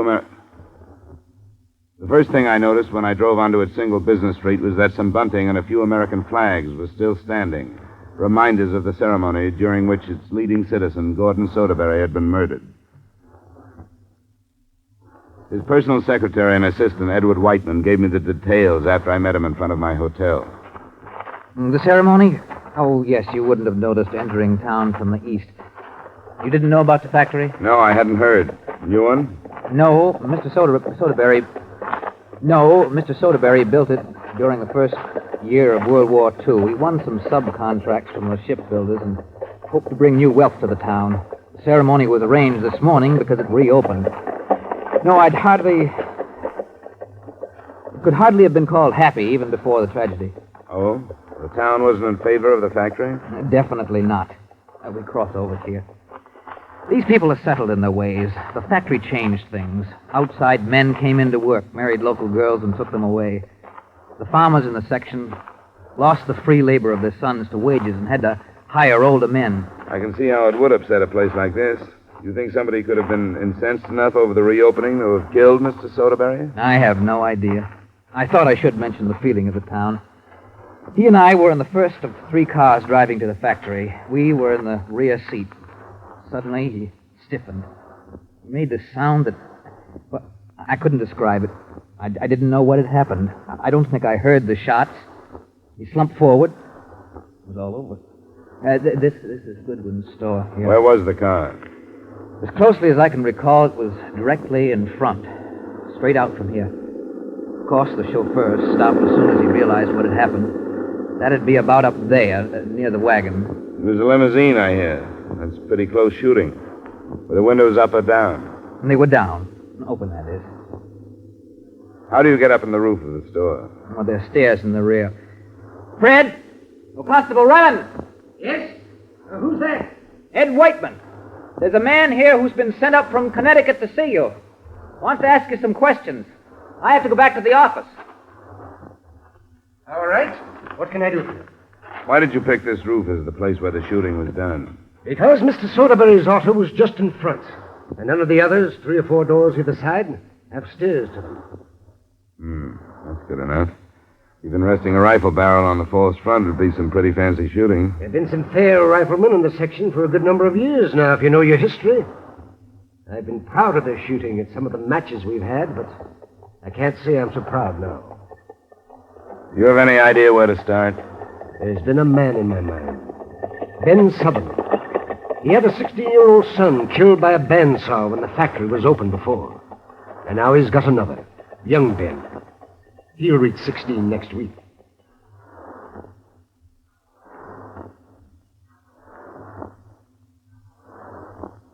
We walked to the Sutherland house, which was only about a quarter of a mile away, and Fred Remond gave me the background of the town. The Soderberrys had been in control of the town and the surrounding country for more than 3 generations. Always they had been respected as thrifty, honest people, but never had they been well liked. The death of 53-year-old Gordon Soderberry meant the last of the male lineage. The sole survivor was his sister, Beth, many years his junior. The constable didn't seem impressed when I told him that potentially she was some $60,000 richer in cash in view of Gordon's insurance policy. We crossed a bridge to reach Ben Sutherland's house and found his wife waiting for us near the front door. I know why you've come, Fred Remond. I heard about the trouble. Mr. Sutherland wouldn't do it. He wouldn't do such a thing. Well, I didn't come to say right out that he did. Where's your husband, Mr. Sutherland? Could we talk to him? Who are you? He's Mr. Dollar. Gordon Soderberry insured his own life. And this man is looking for the one that took it. You'll both do better to go some other place with your questions. We'd like to talk to your husband if you'll tell us where he is. He ain't here. And young Ben? Where is he? He ain't here either. Where did they go? We wouldn't come here if we didn't have reason to. The constable told me your husband has made threats against Gordon Soderberry because of the death of your other son. You must have known that. So now you must understand why we're here. Mr. Sutherland's a God-fearing man, and he wouldn't take the law into his own hands. You know that, Benjamin. He called you his friend. I'm nobody's friend now. If you're convinced he had nothing to do with the trouble, why don't you tell us where he is? Because he told me not to. I keep my husband's word. He said, don't tell anybody, so I won't. Well, when did he leave? Last night. He drove his truck. I know the sound of it. And if he'd come through town, it would have woke me. So he went the other way. I know that road. And where he'd passed through. Well, you don't leave me no doubt, Mrs. Sutherland. I'll have to put the state police after the truck. Your business, what you have to do, not mine. Don't you see you're making it worse by trying to hide the truth? Hide the truth? I'm keeping a trust, young man. And if you don't know the worth of a trust, you don't know the worth of anything.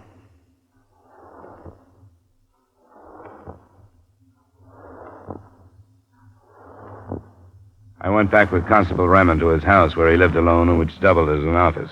He phoned the description and license number of Sutherland's truck to his county superiors. And with the typical disinterest higher echelons seem to maintain for lower echelon problems, they told him they wouldn't be able to take delivery of Soderberry's body until the following day.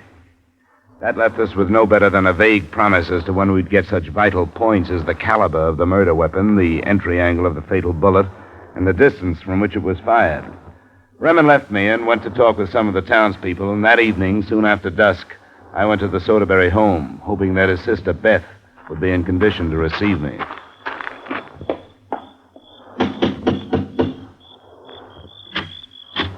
Yes? Is Miss Soderberry in? Yes, she's in. I wonder if she feels well enough to see me. Does she know who you are? Not yet. I've been hired by her brother's insurance company to look into his death. Would you tell her that, please? Oh, yes, of course. Won't you come in? Thank you. My name's Taft. I'm a friend of the family's. Taft? My name is Dollar. How do you do? Beth is in the sitting room. I'll leave it to your judgment. That is, I hope that if your visit upsets her, you won't press her. I won't. All right. Beth?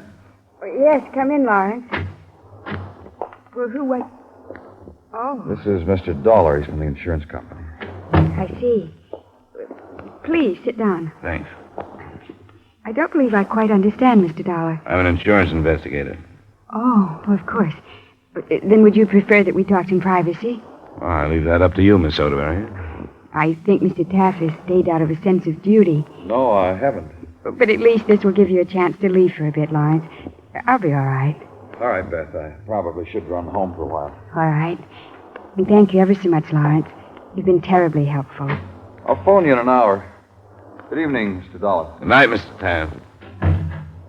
Now, Mr. Dollar, when did you arrive? About 3 this afternoon. Then undoubtedly you know more about this horrible thing than I do. I'm afraid it's not very much. I've been working with Constable Remond. He wants to narrow it down to one of the local men who is against the factory reopening.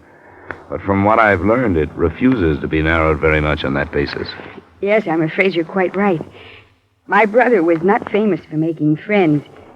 I say that at the risk of sounding cold and unemotional. Emotion very seldom helps in my work. Which is ferreting out the truth. I think Gordon understood what he was doing. I'm sure he did. He knew that our people detest change. They simply can't cope with it. Yet he forced it on them in 1942. You feel yourself to be apart from your people, Miss Soderberry. Yes, but only by reason of inheritance. Change was forced upon me, too. I was much younger than my brother. I was sent to school in England, but I came back and found it quite easy to forget and settle back into this tiny world. I suppose the whole town did during the years after the factory closed. Of course it did. There was one particular man, Ben Sutherland. What do you think of him? I don't know. I suppose his name is in everyone's mind tonight. The death of his son because of the hated factory, it had a violent reaction on him. And why not? He knew his son hadn't been born to stand in front of the machine that killed him. What does he say? He can't be located. He left town last night. He took young Ben with him. I hope it isn't he. He suffered enough. Oh, what could be troubling the general? That's your dog? Yes, General Scott. He didn't alarm when you arrived, did he? Oh, it's the first I've heard from him. Someone else's animal, perhaps. But that seldom happens. He's well able to fend for himself. He's a... By the time we got an oil lantern lit and I found the dog, he was moving silently toward the house, trailing what looked like a fractured front leg. I didn't know what to think when I told the surviving sister about it. She didn't seem frightened. But I couldn't help wondering whether her loyalty to her people wasn't misplaced, and whether the killer hadn't decided to eliminate all the Soderberrys from the town that bore their name.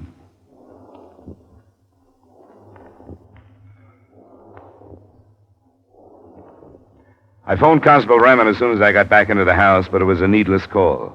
The sound of the shots in the quiet village had aroused everyone, and those who cared seemed to know right where to come. The first to arrive was Edward Whiteman, the dead man's assistant. Less than a minute later, the constable and Lawrence Taft. After we'd made another swing around the house without turning up anything, and after we'd satisfied ourselves that Beth Soderberry was well protected, Remen and I started back toward my hotel. Tell me about Beth and these others, Whiteman and this man Taft. Which end do you want first? Whiteman, he's not a native, is he? No, he's from Bangor. He came here when Mr. Soderberry commenced to open up. He's not an old friend like Taft, then? Not hardly.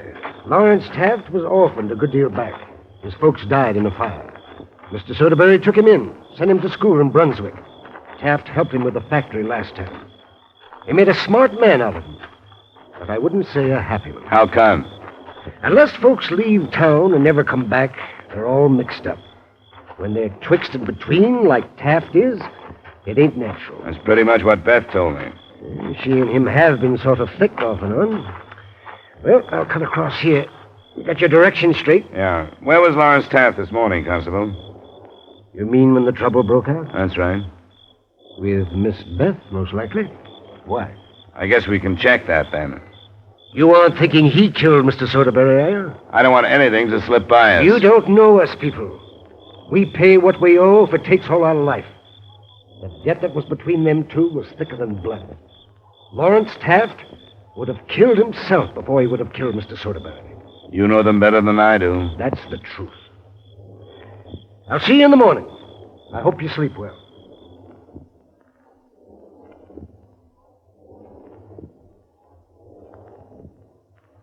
The next day, things moved along a little more according to the book. The county men arrived before noon to remove the body for autopsy and ballistics examination, and soon after they left a report.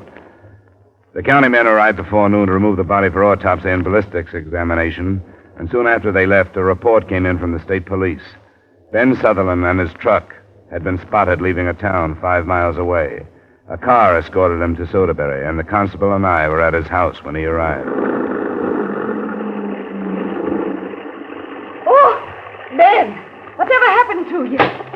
Ben! Stop your nagging tongue. Go in the house where you're suited to be. I'll tend to your prying when I've a mind to. Yes, Ben. I was only worried. I just got hurt so horrible. From the look of your face and your clothes, Ben, you've been through one thing or another.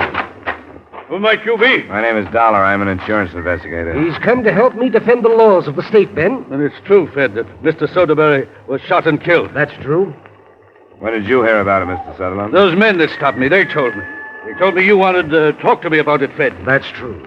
And I don't take to it, because we were friends. You left town night before last, Mr. Sutherland. Where'd you go? Do I have to answer this stranger's questions? It'll be better if you do. That night I made up my mind what I had to do. I took young Ben away. That's my youngest son. I should have took my oldest boy. I knew I should have, but I listened to the talk about the factory and wages and such things. So I didn't take him, and that factory did, and I never got him back. And you've blamed Gordon Soderberry for it all these years? No, I blame myself. I knew what to do, and I didn't do it. Didn't you make public threats against him? That was a coward's talk. I talked big in front of my friends. I didn't know what else to do. I didn't kill him, Fred. Where'd you go the other night? I heard the talk start again. Young Ben talking about the factory, what the wages would buy. He'd be careful, he told me. And if he earned enough wages, he'd go to school like Lawrence Taft, crazy like his brother. And I put an axe handle to him and put him in the truck and carried him away. Where, Mr. Sutherland? He's on a farm where he belongs, up north, above Brighton. He's on a farm where he'll be safe. How far away is it? More than 20 miles. What time did you leave?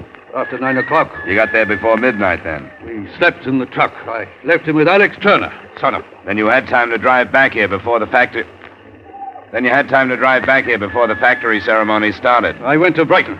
Your face is scratched and cut. Your clothes are torn. How did that happen? I fought with a man. What man, and why did you fight? I don't know what man. I don't know who. I fought because I was drunk. I went to Brighton to drink, and that's what I did. Not for 9 years has that happened. You didn't come back here last night and have to fight off a dog at the Soderberry place? I was in Brighton. If you were, you'll probably be asked to prove it. That's where I was. And you'd better start remembering who you fought or who you were with. That's all for me, Constable. We were involved with approximately 280 people, most of whom were known to each other by sight, at least. The work Constable Remen had been doing without me had alibied most of them. Practically everybody had been on the street during the start of the ceremony and at the time of the shooting. Less than 40 were unaccounted for at 5:30 that afternoon when the county officers called in their report. Point of entry was just below the left armpit. The arm hadn't been touched. Angle of entry still made it look like the killer had fired from the roof of the store. And the murder weapon was identified as a not-too-common rifle, caliber 253,000. In an hour, the unaccounted-for citizens seemed to be trimmed down to 4 who owned that caliber rifle. Ben Sutherland was among them. It was close to noon the following day before the results of the test firing came back. The murder weapon wasn't among the rifles that were sent in. Well, then I did something wrong. I am no great shakes at trouble like this. It's not necessarily that we did something wrong, Constable. Maybe we just didn't do quite enough.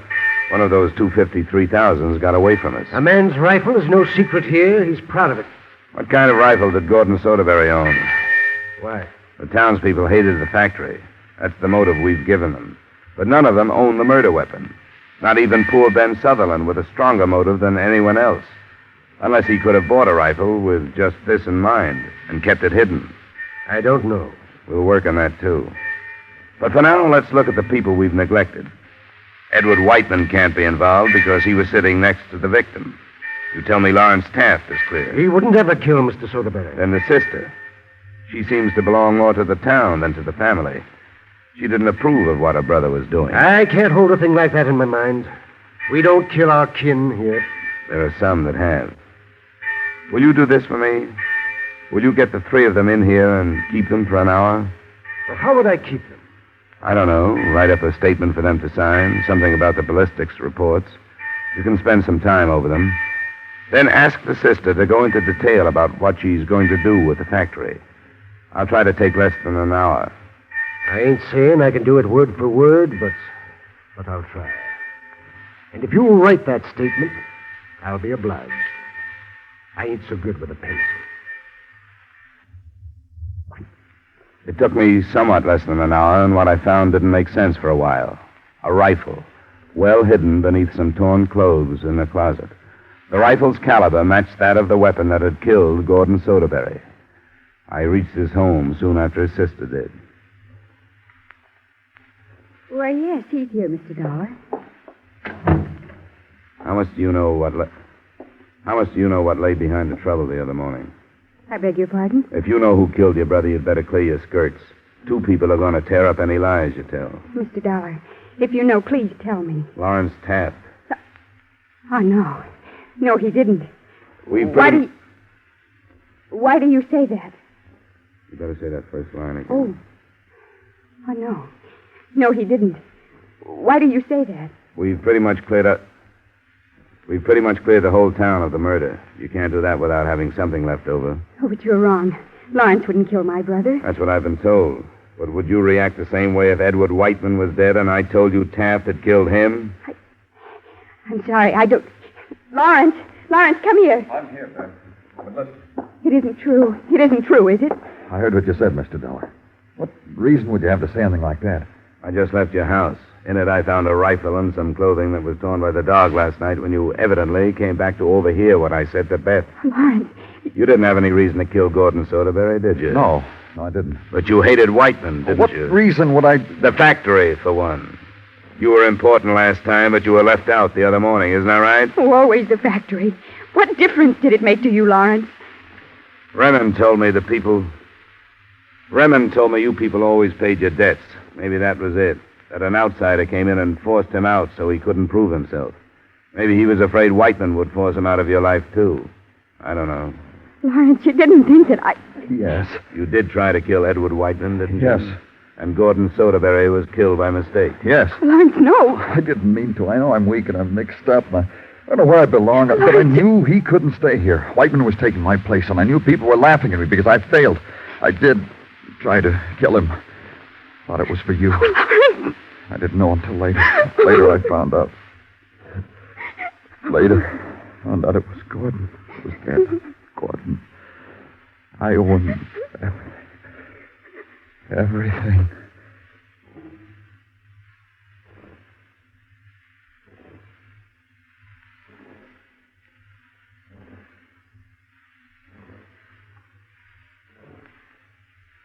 Expense account item 2, same as item 1, transportation back to Hartford. Expense account total, $84.90. Remarks? None. Except that maybe the now wealthy Beth Soderberry may have been right. That anybody with generations of background in an insular village like that does take a gamble when he comes out. To say nothing of a half-generation Hartfordian when he goes in. Yours truly, Johnny Dollar.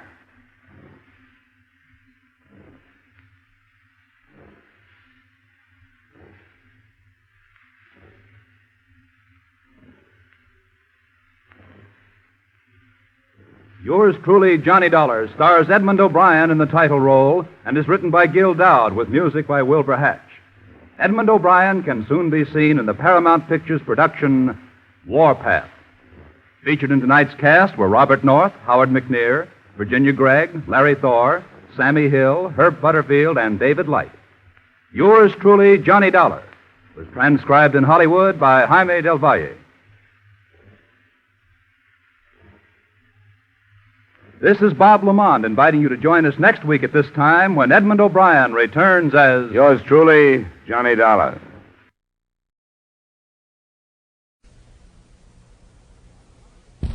From Hollywood, it's time now for Edmund O'Brien as... Johnny Dollar. This is Mr. Lavery at Washington Life. Are you available for an assignment? Yes, I am, Mr. Lavery. Fine. You'll have to go to New Mexico. Little town near Gallup. That's all right. What's the case? We want to look into the death of a Merrill Kent. It was generally accepted that his death was the result of an accident, and he was buried day before yesterday. On that same day, the police received information to the effect that he was murdered. Well, this kind of thing can be awkward. No autopsy, I suppose. No, arranging one will be your first job. If the man was murdered, we want to find out.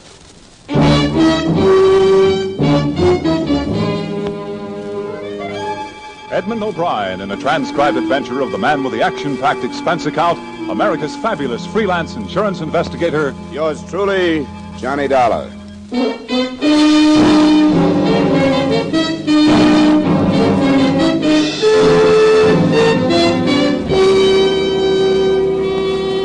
Expense account submitted by Special Investigator Johnny Dollar to Home Office, Washingtonian Life Insurance Company, Hartford, Connecticut. The following is an accounting of expenditures during my investigation of the Merrill Kent matter.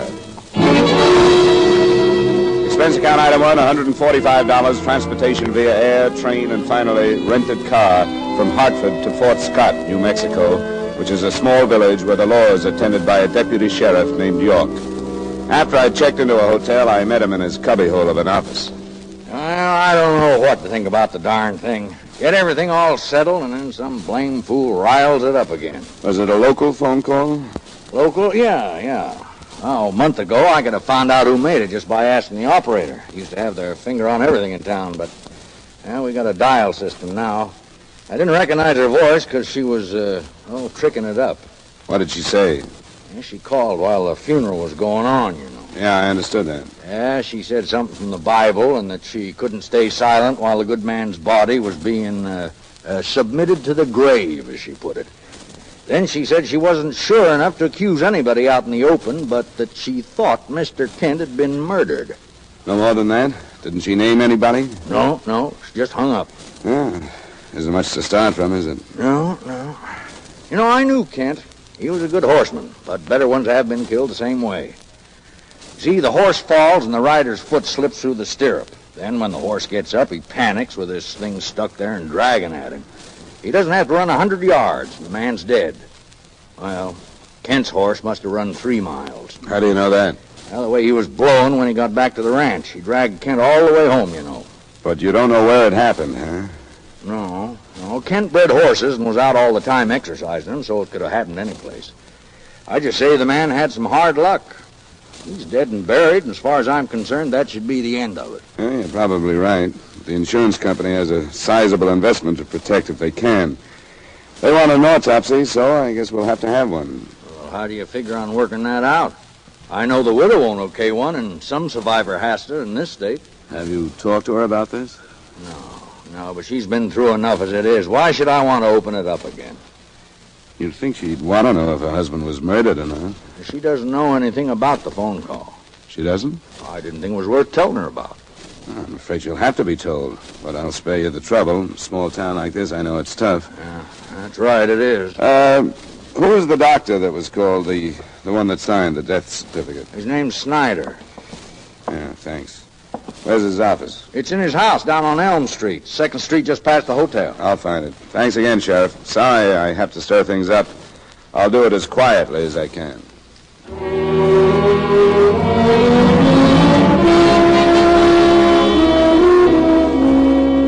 Right then, I didn't know how to figure the sheriff. It was fairly obvious that he didn't approve of what I was doing. For the time being, I charged it off to the fact that no law officer enjoys the possibility that a crime might have gone unpunished right under his nose. Dr. Hugo Snyder's shingle on a white fence identified the address on Elm Street. A side door led to his office waiting room. I was met there by a woman in a nurse's uniform.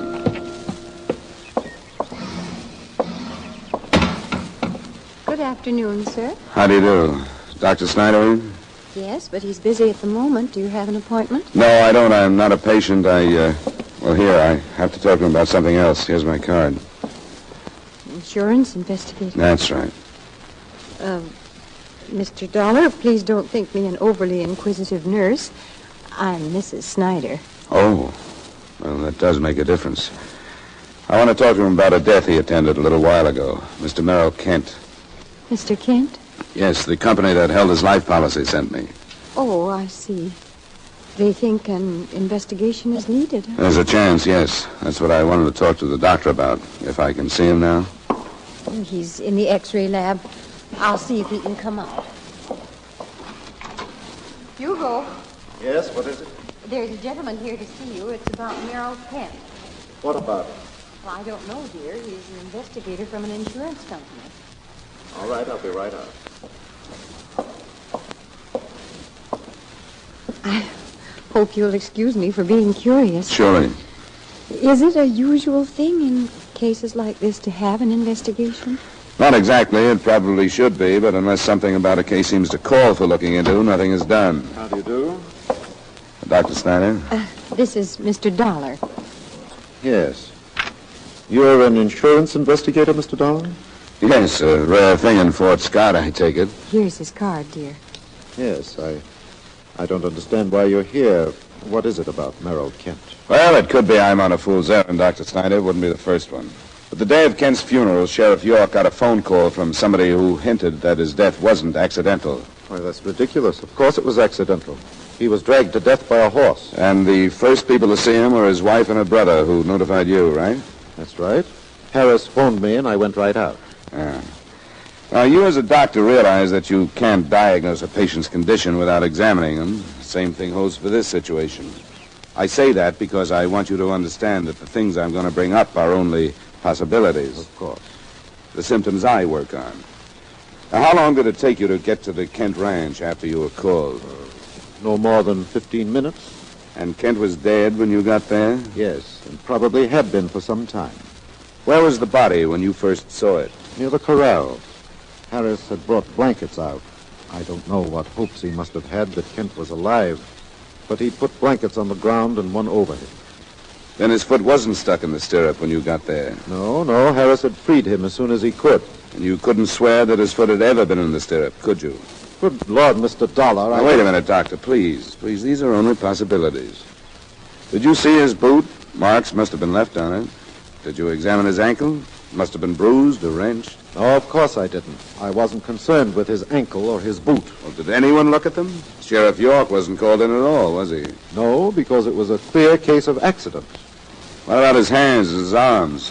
And his clothes must have been torn to shreds. I didn't notice. He was covered from his shoulders down, as I remember.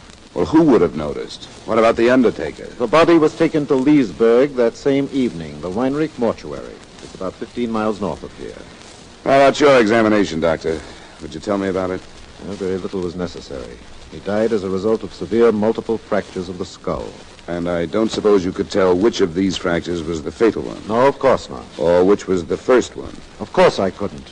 Then he could have been hit on the head by somebody and then dragged by the horse, couldn't he? I signed a certificate to the effect that his death was accidental. I firmly believe that it was. Now, nobody doubts your sincerity, Doctor, but you'll have to admit that since somebody has mentioned murder, there are some angles that could stand looking into. I tell you there aren't. But what do you propose to do?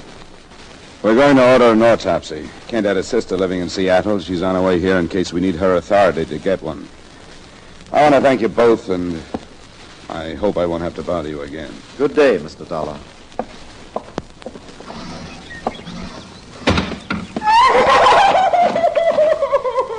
Hilda, what's the matter? Stop it. What's the matter with you?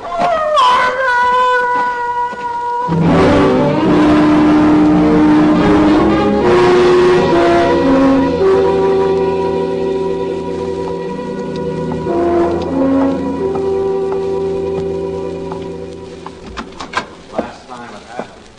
Don't you think so? All right, I'll come out later. Don't worry, we will. Now, goodbye, Mrs. Green. Oh, hello there, Mr. Dollar. Hi, Sheriff. Oh, how you getting along? It's hard to tell yet, but the doctor's death certificate could be full of holes. How do you figure that? It's nothing against him, but he had to admit the cause of death didn't have to be accidental. He said that? Yeah, so I want to find out everything I can about Kent before I see the widow. Assuming the possibility of murder for a minute, can you think of anybody that could have done it? No, I can't think of anybody. How'd he get along in town? Was he well-liked? Well, he didn't have much to do with the town. He was away a lot to horse shows and sales, things like that. How long would he be away on these trips? Well, I never kept tabs on that. No reason to. He'd take Mrs. Kent with him? Most often he didn't, I'd say. She seemed to be here pretty steady. Do you have any idea how they got along? I wouldn't know anything about that. Never heard one way or another. Where is the Kent Ranch, Sheriff? You turn to the left at Bryan's store. It's out 5.5 miles. Thanks. Oh, Mr. Dollar. Yeah? I know you think I'm acting kind of strange about this, and, well, I guess I am. These people are my friends, and you grow close together in a place this size. I told you I understood that. I guess I don't want any of them to turn out to be a killer. Have you remembered something that you want to tell me? No, it's nothing like that. I wouldn't lie to you. But it seems like you've got it in your mind that Maxine Kent might have had something to do with her husband dying. I didn't say that. Everybody likes her, Mr. Dollar. Loves her, I guess is more like it. She was born here. Now, if you're going to make it rough on her, I'd watch my step if I was you. Thanks for the advice, Sheriff. The way you seem to feel, I wonder that you reported that phone call at all.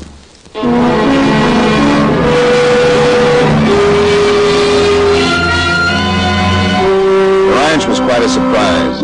I'd halfway expected the layout to be like the village and the other ranches I'd passed, old and badly cared for. But the residence was chalk white with a tiled roof and long shaded verandas. Around it, the grounds were well-groomed, and behind it were a few low white outbuildings. A woman I assumed to be the widow was standing at the edge of the drive as I pulled up. She was strikingly beautiful, in her mid-20s with coal black hair and eyes, a kind of slim, almost boyish figure they write about, and a complexion and color put there by the sun. I could see why the town felt the way they did about her.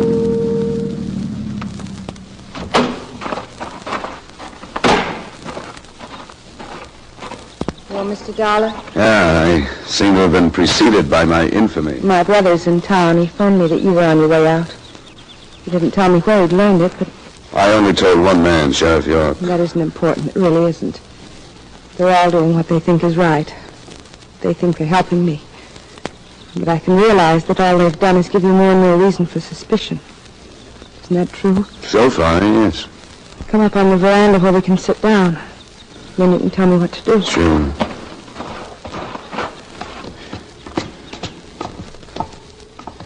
Have a chair. This is fine.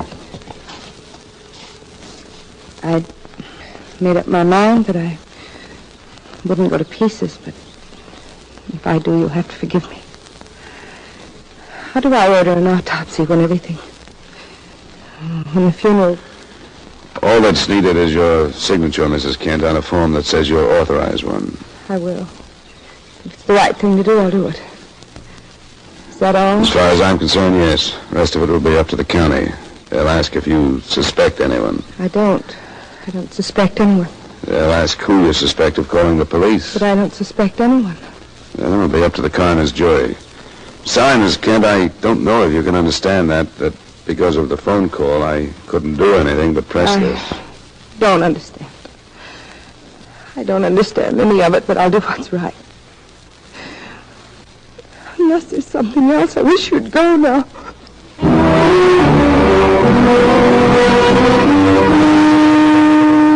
When I drove away from the ranch, I would have given my salary and a lot more if I could have skirted the village and kept right on going. I still wish I had.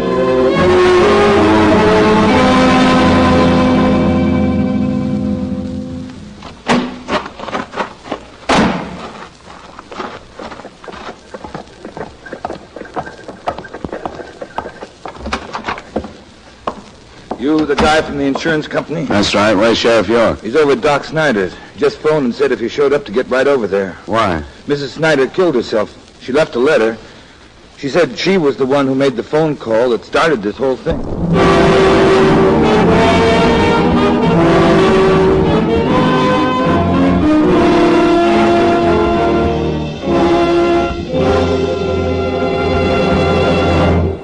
We will return you to yours truly, Johnny Dollar, in just a moment.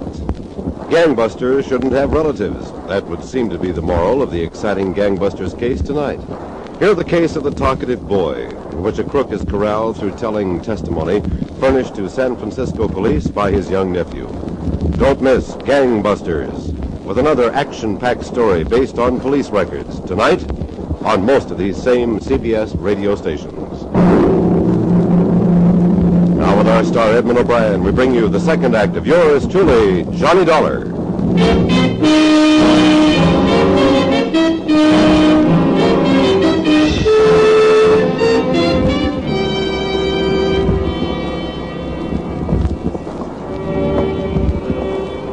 Sheriff York?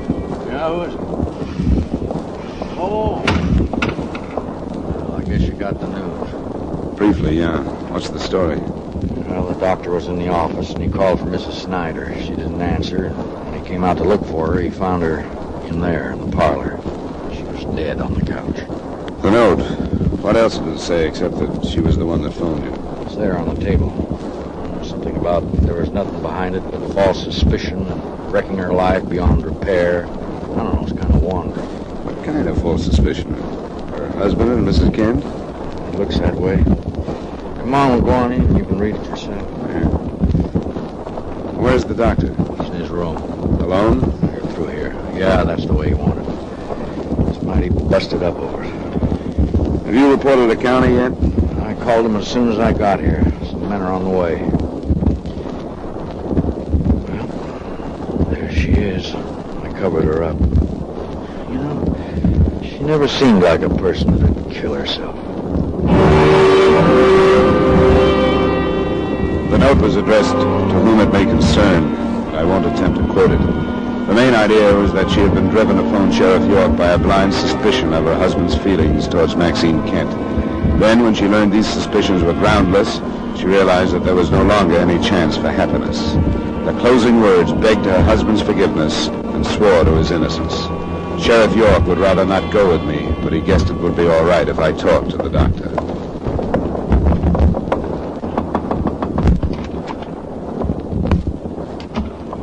Again, Mr. Dollar. Yes, things haven't cleared up very quickly, have they? No, Scott has accomplished a great deal. Suppose I was being too objective.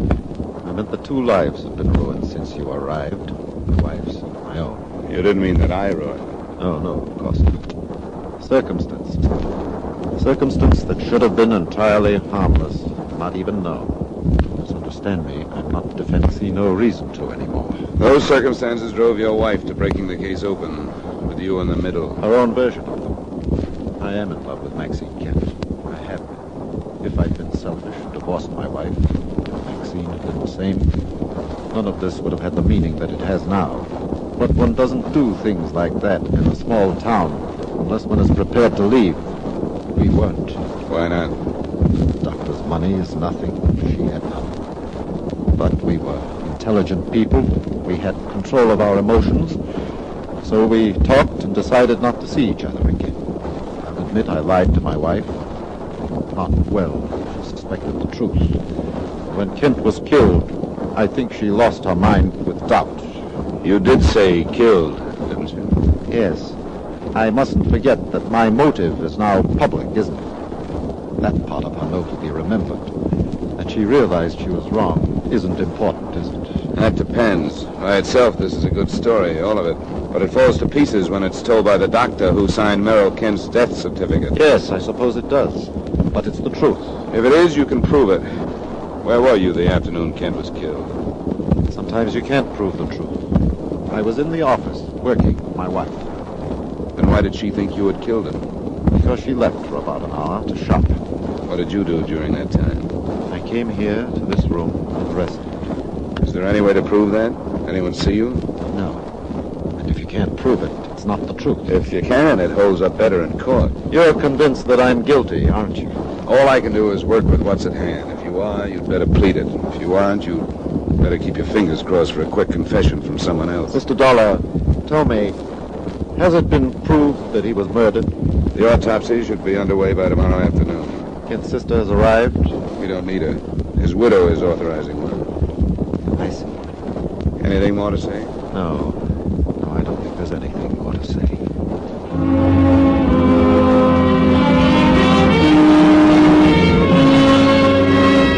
The deputies from county headquarters arrived at 6:30 p.m. On their orders, Dr. Snyder was removed to the single cell of the Fort Scott jail. He wasn't questioned that evening, but the headquarters men quite pointedly had their doubts that his wife's death was due to suicide. When I'd given them everything I had, I drove back to the Kent ranch. This time, I wasn't met by the beautiful widow. A man stood waiting for me at the edge of the driveway. Hello. I saw your lights coming up the road. I came to see Mrs. Kent. Sorry, she's not here. Where is she? She had to go to Santa Fe. I'm her brother. Can I do anything for you? I don't need any help, thanks. We'll have the Santa Fe police pick her up. Wait a minute. Wait a minute. It's a pretty sudden trip to Santa Fe, wasn't it? No, she does this a couple of times a month. It's not as close as Albuquerque, but she likes it better. Your name, Dollar? How soon did she leave after Mrs. Snyder killed herself? I think it was before. Couldn't have been. I was here. Here with Maxine? You people ought to get your signal straight. She said you phoned her that I was on my way out from town. How come you didn't know it? Or didn't you really call? You're right. Things got confusing. I sure did. Where's your sister? It's true. She's in Santa Fe. I told her not to go because everything she did like that was making it look worse. That's right. Why'd she go? When she heard about the doc's wife, she flew apart. Until then, she was sure Kent hadn't been murdered. When that happened, she seemed to change her mind. I guess we can charge it off to the old beat-up prerogative women are supposed to have. I'm going back to my hotel. Get some sleep. Wait just a second. I want to tell you this. Whatever happened, Maxine didn't have anything to do with it. What did happen? I don't know. I'm no expert. I was here when the horse dragged Kent in. I took his foot out of the stirrup and laid him down. Maybe I should have waited until the governor came. I don't know. Anyway, you took him down. To me, he was dragged to death. But you say he might have been hit on the head by somebody. I don't know. Doc Snyder? I don't know. Did you see him out here that afternoon? No. As far as I'm concerned, he quit coming out a couple of weeks ago. Before that, he kept after Maxine. She told me that. Then she made him stop. How'd she stop him? She told him she couldn't divorce Kent. You're trying to clear her, and that's natural. I'd like to see the truth come out. Well, let's work on that then. When was the last time your sister and Snyder were together? A couple of weeks ago. I didn't hear it, but I was here when she told him it had to stop. That was the last time he came out. Did she meet him any place? No, and I'm sure of that. I made it my business to find out where she went and who she saw. She never met him. Did he phone her? Yes, but it finally got to the point where I'd answer the phone and she wouldn't talk to him. Do you know if she ever phoned him? I don't think she did. I don't know why she should. What are you driving at? I want to find out if Snyder could have discovered that Kent was out riding that afternoon. If he could have found out where he was going and could have met him. My sister couldn't have told him because she didn't know. You sure of that? She was in her room resting. I'm the only one who knew where he was going. Are you still protecting her? It's the truth. I talked to him just before he left. He was breaking this horse to shoot off of, and he went out toward McNeil Canyon to find some jackrabbits. They'd make better witnesses if they could talk. Have to have your sister picked up. How soon will that order go out? Why? I just thought she might get hold of herself and come back tonight. It'd be a break if you could wait till morning. She didn't ask for a break by leaving. I'll think it over, check back with you.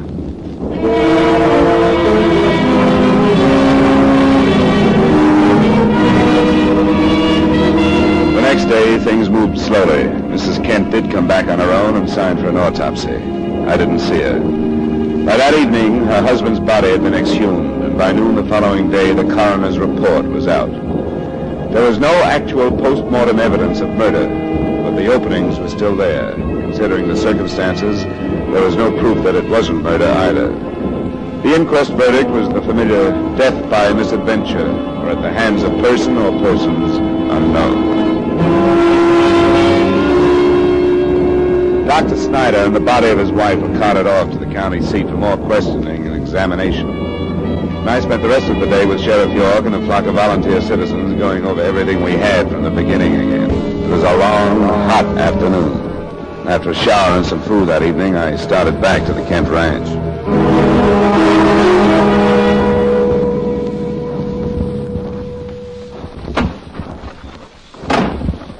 You again, Dollar? Thought you'd be through with this since Doc Snyder was arrested. Not quite. Your sister here? What do you want with her? I want to talk to her. Give her my apologies. Apologies? I hadn't noticed the side of you that would bother with them. Is she here? She's too upset to be bothered. Ask Mr. Dollar in, Harris. Why are you acting that way? Thank you, Mrs. Kent. Please come in. Why'd you run out the other night, Mrs. Kent? I don't know. When Hugo's wife... I lost my head. She came back, didn't she? I'm glad she did. She had nothing to run away from. What do you mean? Well, we're satisfied now that your husband's death was accidental. You mean this, Dollar? I was with Sheriff York. We went out toward McNeil Canyon. Found the spot where it happened.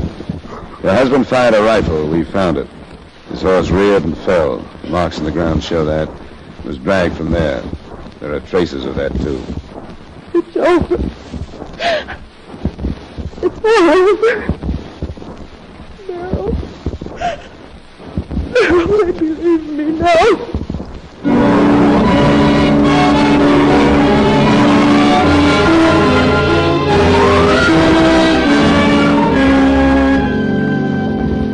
Expense account item 2, miscellaneous, $88.40. Item 3, same as item 1, transportation back to Hartford. Expense account total, $378.40. Remarks? I'm sorry about the happy ending. The fact that everybody told the truth and that nobody was a criminal, and that the insurance claim is as good as New Mexico gold. Yours truly, Johnny Dollar.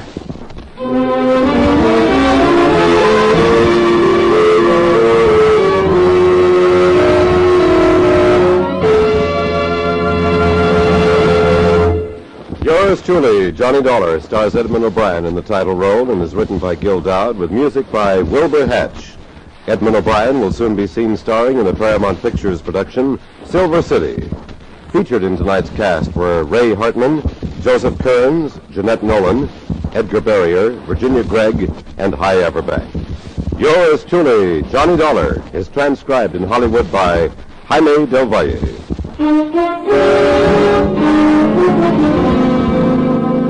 This is Clarence Cassell inviting you to join us next week at this time when Edmund O'Brien returns as... Yours truly, Johnny Dollar.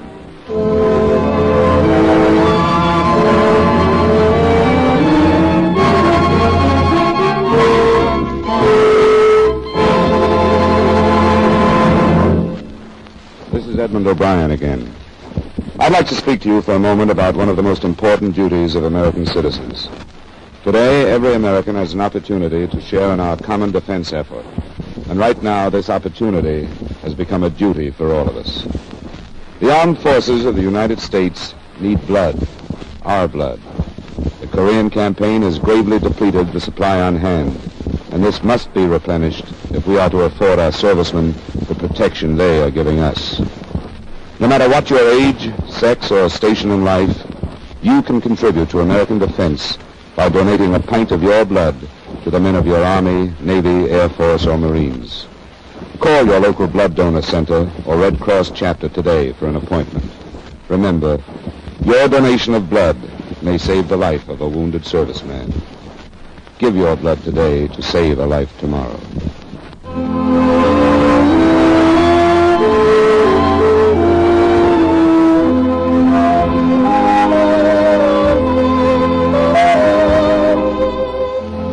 Partners, if you're looking for exciting Western adventure, you've come to the right network. Every Saturday on CBS Radio, most of these same stations bring you the Gene Autry Show and Bill Boyd as Hopalong Cassidy. Listen tonight. Stay tuned now for the Vaughn Monroe Show, which follows immediately over most of these same stations.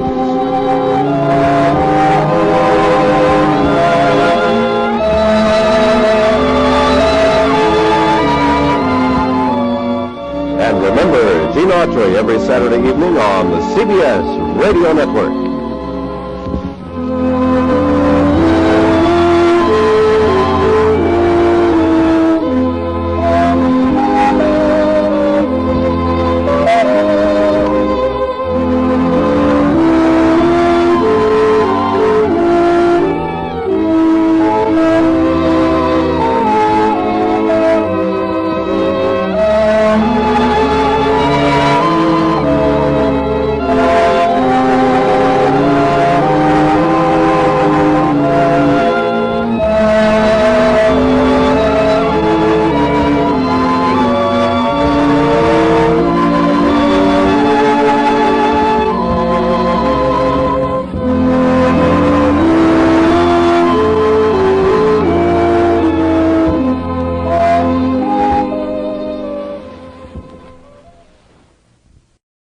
Johnny Dollar?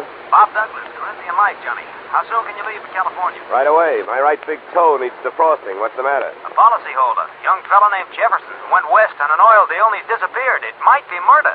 Well, I guess I'd better pack 2 shirts. Looking for one man in a big state like California can be murder.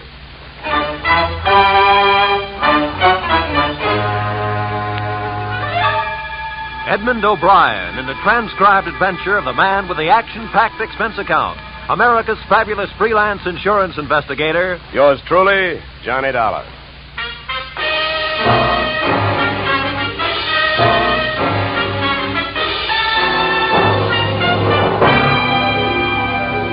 Expense account submitted by Special Investigator Johnny Dollar to Great Corinthian Life Insurance Company, Hartford, Connecticut. The following is an accounting of my expenditures during process of search for your missing policyholder, youthful millionaire Alec Jefferson, or how they were drilling for oil, for what they struck was me. Expense account item 1, $186.13, airfare, Hartford to Los Angeles. Item 2, $15, hire car, airport to office of Rebel Wildcatters Incorporated on potential oil land in the New Hall, Saugus district. I arrived at 9:30 a.m. A handful of dirt dentists were hard at it, drilling at a rig not 30 feet from the shack-type office. Pull it over, will you? Better stand by, driver. My man may not be here.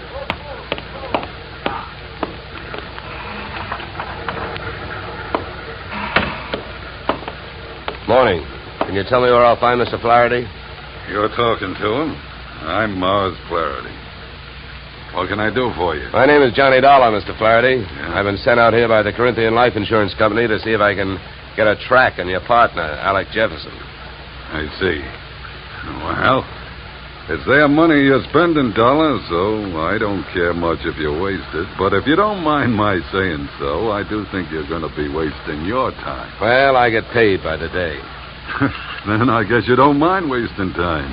Oh, look, don't get the idea I'm just naturally pessimistic. I'm not. The just that I've already done a lot of looking for young Jefferson, and when that bird flew to Coop, he didn't leave a feather you could trace him by. Well, do you have any objection to giving me a few details? No. Sit down. Not at all. Thank you.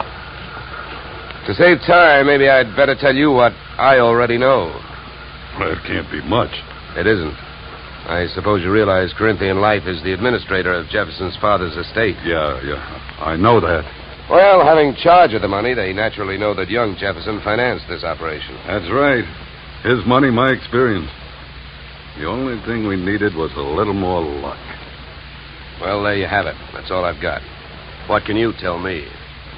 That whatever young Alexander got, he was asking for. For a guy built like a cream puff, he got mighty strong around here.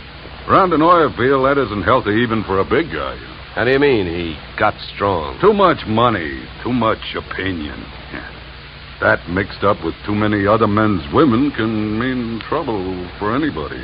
Any particular women? Too many. Mind telling me who they are? No. Matter of fact, I got a list right here. Yeah, you can have it. I already tried it. Just one more thing. Yeah? How and when did he drop out of sight? A week ago last night. Yeah, he left here at 5 o'clock for his apartment on the Sunset Strip in Hollywood. He never got there. I checked that, too. Here. Give me that paper back for a minute. I'll write down the address. Thanks. Well, I'll be around. Oh, by the way, the first thing we try to figure out in my racket is who would benefit most. How would you like to have him found? Dead or alive? Either way, Dollar. I can take it. I've lost partners before.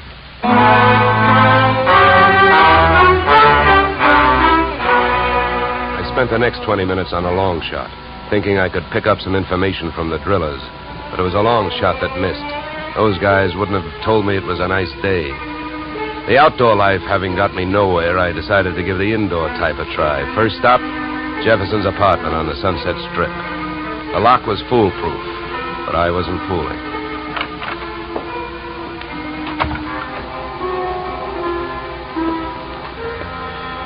The joint was decorated in a lovely shade of hangover green. A series of alcohol rings from the bottoms of glasses carrying out the motif on all flat surfaces. In the living room, I found several pieces of loosely strewn feminine attire. In the bedroom, I found one piece of loosely strewn female. Hey, who are you? What do you want? Oh, sorry. I understood this was Alec Jefferson's apartment. It is? Oh. You can drop your eyebrows, mister. I'm his wife. I beg your pardon? You heard me. I'm Mrs. Alec Jefferson. Pass me that robe, will you? Now to make coffee? Yeah, why? Well, how about making me some while I go put on a face? I guess so. You'll probably have to wash the percolator. To me, the best grounds for divorce would be coffee grounds and an unwashed percolator. So I washed it. I also made the coffee, wondering the while how she had made the matrimonial grade. Right then and there, I'd have given her the Bad Housekeeping Award. She looked like the kind of a girl who could get into a beauty contest, but like she'd never win it. Any way you looked at her, she was a new complication. Your coffee's ready. Yeah, thanks.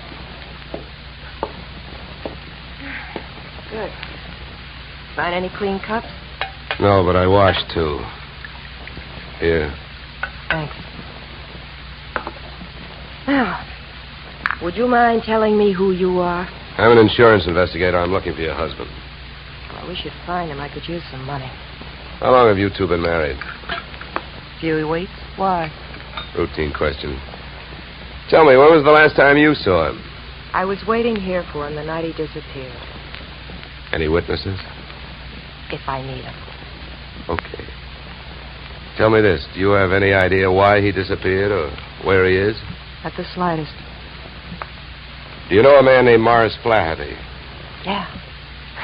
Yeah, I sure do. How well? I was his girl. So?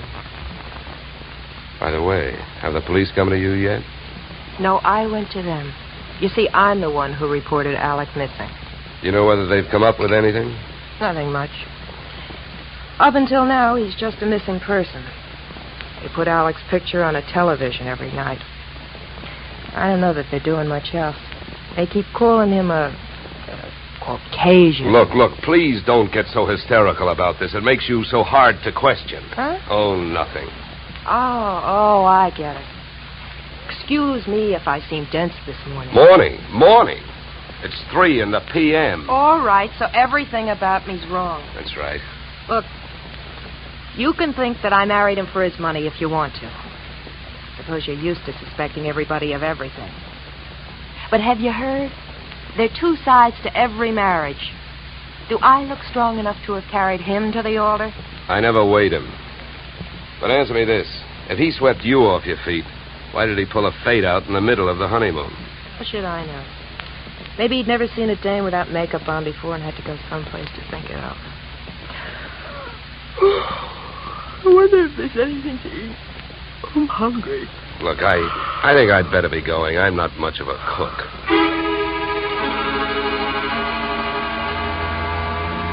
When you're working on a case, your nerve ends are easily disturbed. So when I left the house and saw a hardtop blue Plymouth parked opposite the apartment, mine clanged an alarm. In the car sat an equally hard-topped man reading holes in a newspaper. I gave him the slow walk-away and quick turn treatment, and I caught him with his newspaper down. Then I had to go into my act. Why, George, you old son of a gun. Huh? Oh, my gosh, it's good to see you. What are you talking about? My name ain't George. What? Well, I'll be. What you know is I came out of the house, I got half a look at you, and as I started to walk away, the face registered. Why, mister, you're a dead ringer for an old school pal of mine, George Pfeiffer. Now, how do you like that? Look, come here. Let me take a closer look. Come here. All right, look out. Sleep tight. Okay, Sleeping Beauty, over you go. I'll drive. I turned the car up into the Hollywood Hills, found an empty house with a for sale sign out front and a garage out back, and drove in. His wallet was bulging with everything but money and information. An ID card gave his name as Philip Wilkins, his occupation as private detective. The next fact I came up with was that Mr. Wilkins was a light sleeper. He came to find me still fishing through his wallet. Hey, give me that. Okay, hold it, mister. Take it easy. Here, you can have your wallet back. Now, keep calm, and everything's going to be all right. If you don't, I'll have to give your whiskers another dusting. Oh, look, what's a big idea? What'd you slug me for? You know why, Mr. Wilkins, because you had a plant on me, and I figured if you were that curious about me, I wanted to know more about you. You're nuts. I wasn't watching you. I was watching that house you come out of. There's a dame in there that I'm getting paid to tail. I can't afford to be convinced of that. Who hired you? I'm not telling. You or anybody else, Mr. Dollar. Oh, word travels fast. First you tell me you're not watching me, then you also tell me you know who I am. So what? Is that illegal? You went to see the dame that I'm watching. I was told you'd probably be around, and you was. You'll be in my report. If you're healthy enough to make it. What were you really doing with that stakeout? Were you watching the apartment, waiting for somebody to show up? Do you really have a tail on Mrs. Jefferson? Or did you follow me in from the oil fields? Why should I follow you? Maybe you and I got the same approach to this case. You found him yet? No, but it's still early. Who else is interested in finding Jefferson? Well, I hear he's quite a playboy. Maybe one of his playmates wants him served with breach of promise papers. Oh, come on, Donald, let's face it. I can't tell you who I'm working for. You know that. It ain't ethical. It's not ethical to let yourself get picked up as easily as I picked you up, either. But let it go. I don't suppose by any chance you know a man named Mars Flaherty. Know him? I'd like to see one of his derricks fall on him. Why so? What did he do to you? A couple of days ago, I went out there to try and sell him some information. He had 3 of his men beat me up and throw me off the oil field. Yeah? What's with that look? Don't you believe me? Who knows? You might be telling me you hate Mars Flaherty to keep me from thinking you're working for him. I think you better get out of this car and let me drive away, Dollar. You're in a lot of trouble. I don't think so. Oh, you don't think so? I can have you pulled in for kidnapping. If that's what you have in mind, then first you'd better get a few witnesses for yourself. Now, come on, suppose you calm down for a minute. If you really hate that guy, well, maybe we can make a deal. If it's against him, I'll deal with it. How much do you know about Flaherty? My bookie's marked lousy from way back. He's promoted about 50 wells, and none of them ever happened. He's wild to hit oil. It's my guess that he's got a hunch that this is the big one. That's why I think his partner disappeared. Yeah, what difference would that make? Even if his partner turned up dead, Flaherty would still have to split any profits with young Jefferson's estate. Maybe not. I know they had a queer deal. Well, who'd know about that deal besides Flaherty and Jefferson? I don't know. But I do know one way of finding out what it is. How's that? Flaherty keeps all his papers in the safe in his office. I've even got the combination. I'll give it to you. You keep it. Wilkins, I still don't know who you're trying to get even with, Flaherty or me. So what I'm going to do is give you half a break. Then I'll only be taking half a chance. Yeah, then why don't you want the combination to the safe? I don't need it. You're going to open that safe.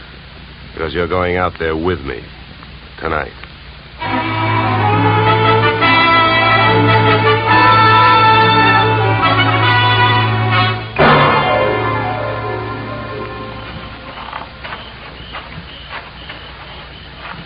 Here.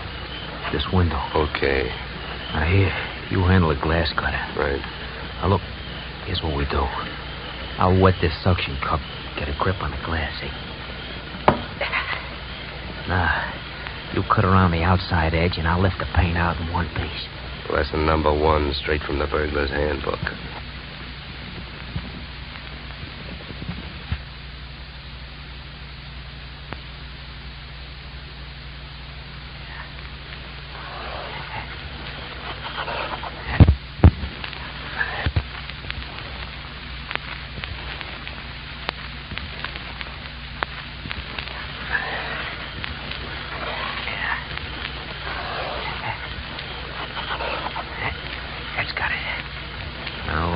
There's a little tap with the knuckle.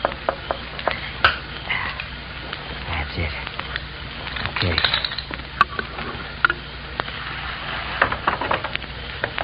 All right, in we go. You first. Okay.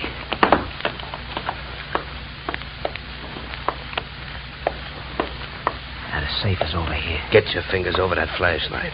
For all I know, you might still turn out to be the local Paul Revere. Yeah, that's right. I might. Here.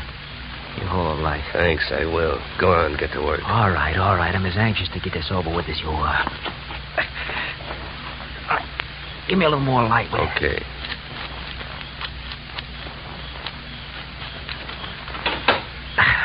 There you are. All right, go to it. You go to it. You reach in. And if your hand comes up with anything heavier than papers, I'll cream your skull. Will you stop your worrying? Here. Nothing here. Nothing. No. All right, you got him, that's all. Stay down there. I don't want to walk off with anybody's government bonds. Here. I got all I want. You put these back. All right. Now, close it up.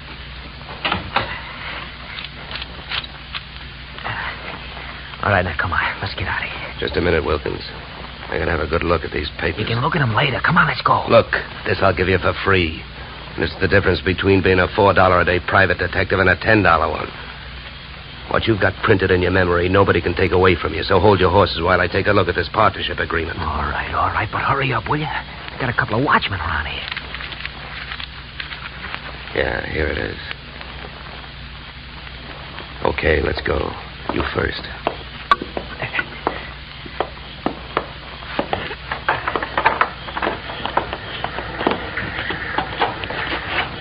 Okay, back to the car. Make it fast and easy.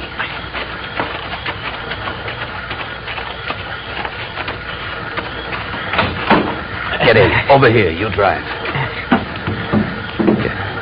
You know, Wilkins, I had a clammy feeling for a while back there that we weren't going to make it. Don't go starting any celebrations. You didn't make it.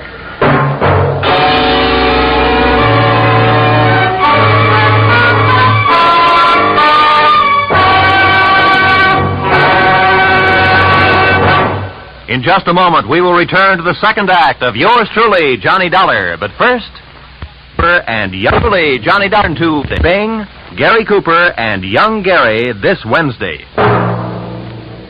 Now we return to yours truly, Johnny Dollar, starring Edmund O'Brien.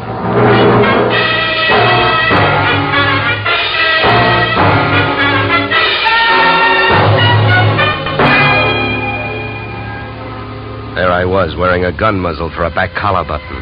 My left leg picked up the nervous vibrations of my front seatmate, Philip Wilkins. Mars Flaherty in the back seat was so close I could almost identify the brand of the bourbon he'd been drinking. I suppose you got what you went into the office after, huh? I not only got it, I memorized it, and it makes you look bad. Yeah, then I don't have to explain to you why I don't want you two guys or the paper running around town on the loose. Well, it's a corporate paper. That means it's on file somewhere. So what difference does it make? Start the car. Where are we going? To my house. Go ahead, get going. Okay, Wilkins, you better roll. What's at your house? The reason that paper makes a difference right now. The guy you came here looking for showed up. Alec Jefferson, where is he? He's where we're going. My place. Well, then I guess maybe my employers have got nothing to worry about. Nothing but paying off on his life insurance. Alec Jefferson's dead.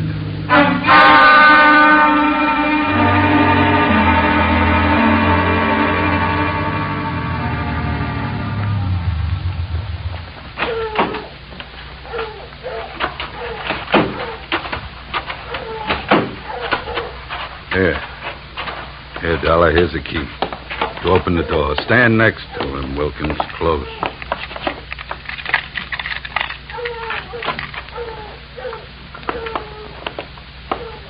The light switch is on your right. There's your boy, Dollar. Died young, didn't he? Yeah, the thing is, it looks like he died in my house. Now, what do I do now? If you're putting on an innocent act, you're doing pretty good, Flaherty. How's the rest of it go? I've been around killings before, so I know how the rest of it goes. The cops take one look at this, they grab me, and before that happens, I got some work to do. So have I been around killings before, and I know how the rest of your story goes. You came into your house and you found him. Somebody hit Jefferson over the head with that piece of firewood to get rid of him and make you look guilty. You're being framed. Huh? The next chapter reads you've got 8 witnesses to prove you were at a church social at the probable time of death. That's the way I wish it read, but I haven't got any witnesses. I've been on the loose out in the hills ever since I saw you this morning. Oh, yeah? What are you, a nature lover? An oil man. In my racket, you never stop sniffing. When I came back and found him here, I headed it for the office. I wanted that paper you got out of the way for the time being. Would that gun of yours object if I looked the body over? Help yourself. Thank you. Any idea how long he's been dead, Dollar? Hard to tell. Feels like quite a while. Could have happened before I met you. What do you mean by that? Nothing. Hey, Flaherty. Huh? You ever see this before? What is it? An earring? Let me see that. Here, hands off. Don't touch it. That's another $4 detective move. You don't touch evidence. You draw a mental picture of it. What are you trying to do, involve yourself or uninvolve a client? How about it, Flaherty? Do you have any idea who that earring belongs to? Maybe one of the dames on that list you gave me, huh? I wish I could get away with lying to you, Dollar, but I don't think I'm in a position to try. It belongs to Ada. Oh? Jefferson's wife? Not legally. What do you mean? I married her in Mexico in 45. She must have liked the scenery. She took Jefferson down there and went through a ceremony with him 2 weeks ago. Without divorcing you? That's right. You guys really turned out to be partners. Now, about that earring. How do you know it belongs to Ada? Well, it's one of a set I bought for her about 6 months ago. Well, I might as well tell you. They'd find out anyway. Uh-huh. Well, I don't suppose you're in the mood to let me do what I want to do. What's that? Call the police? No, not yet. Well, I'll tell you one thing. With this piece of evidence that just turned up, you're wasting your time holding on to us. What you should be doing is getting to Ada before she flies the coop. That would really fix you up. Sure would. I don't want to see her get loose any more than you do. Then I guess we better go pay Ada a visit.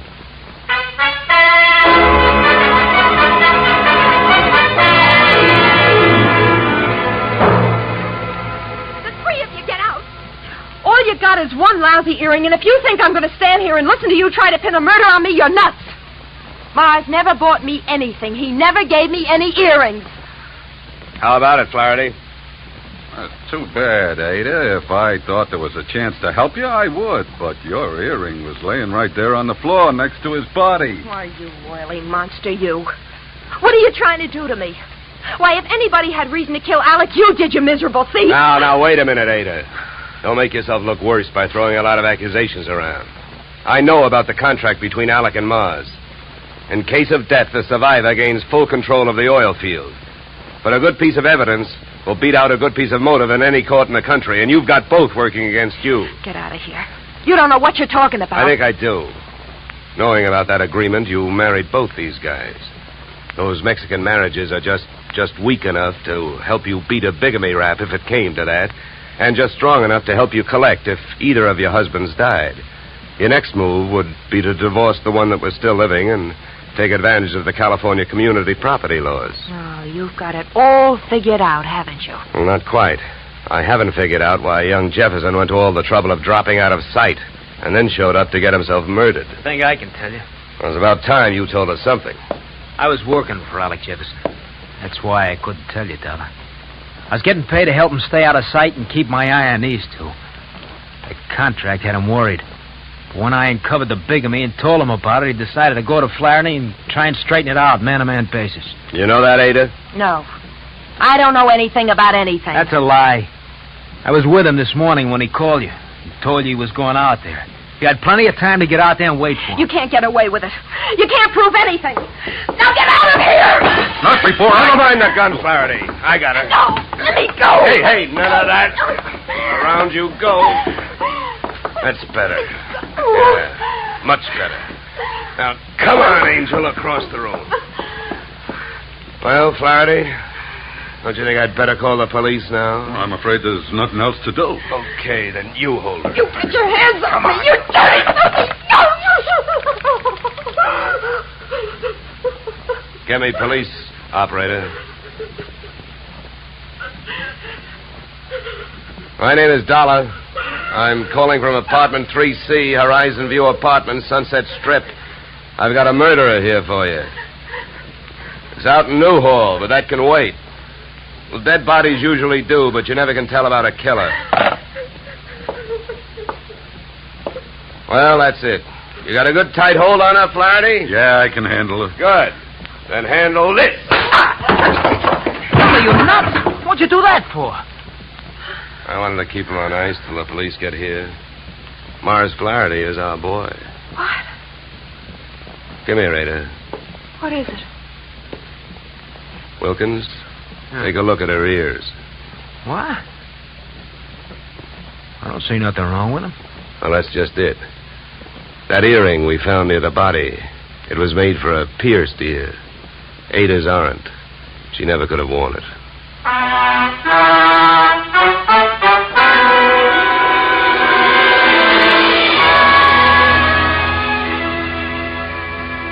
Moral? If Flaherty had been a nice enough guy to buy jewelry for his wife when he had her, he wouldn't have bought the wrong kind of earring when he wanted to set her up as a patsy. The police traced his purchase of same to a Main Street pawn shop. But what really nailed him was the biggest switch of all. Since the murder weapon was a shaft of rough bark firewood, there were no fingerprints on it. But by the same token, there were weapon prints on Flaherty's fingers. A batch of tiny splinters under the skin. Inasmuch as my own girl furnished the practice which made me perfect on this case, I assume you will not be annoyed at my listing expense account item 3, $65, one pair gold earrings inscribed, to Olga, with love. Item 4, $187.13, return transportation, Los Angeles to Hartford. Expense account total, $711, signed, yours, truly, Johnny Dollar.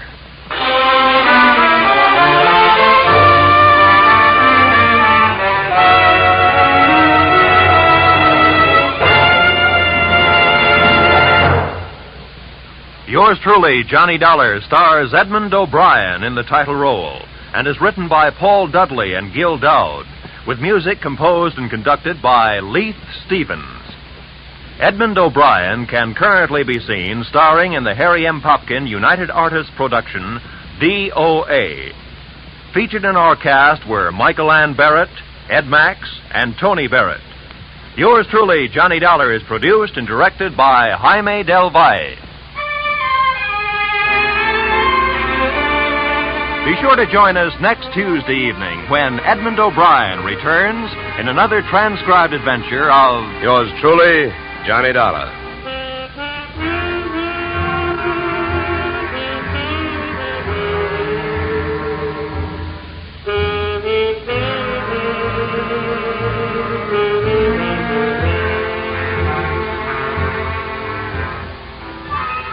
Blizzards in the western states, floods in Texas, hurricanes in Florida, tornadoes in Louisiana. Wherever disaster strikes, the American Red Cross stands ready to lend assistance. The Red Cross helps victims not only at the terrifying moment when disaster strikes, but also in rehabilitation. This is just one of the many nationwide activities of the Red Cross. Give generously to its latest drive. Now stay tuned for the adventures of Philip Marlowe, which follows immediately on most of these stations.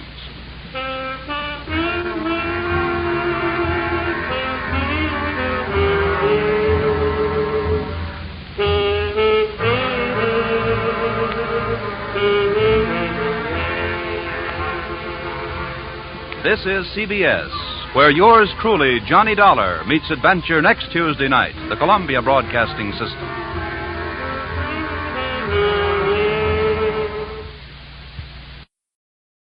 From Hollywood, it's time now for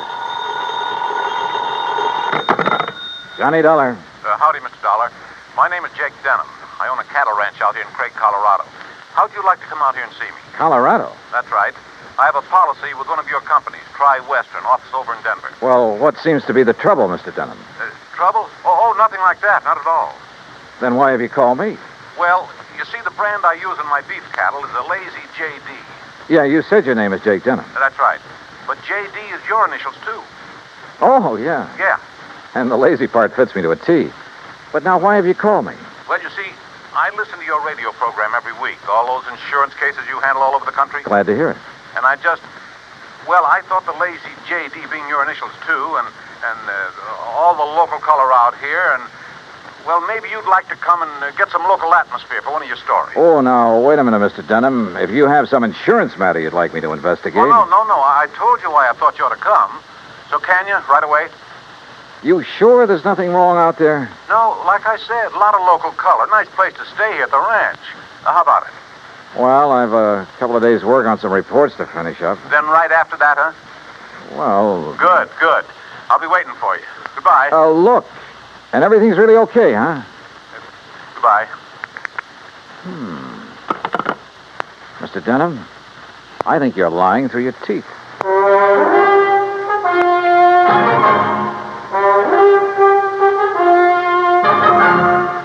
Bob Bailey in the exciting adventures of the man with the action-packed expense account, America's fabulous freelance insurance investigator. Yours truly, Johnny Dollar.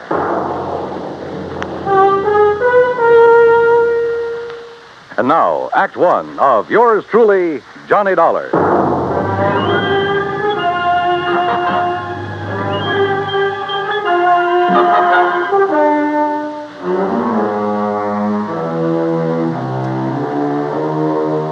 Expense account submitted by Special Investigator Johnny Dollar to the Tri-Western Life and Casualty Insurance Company, Home Office, Denver, Colorado.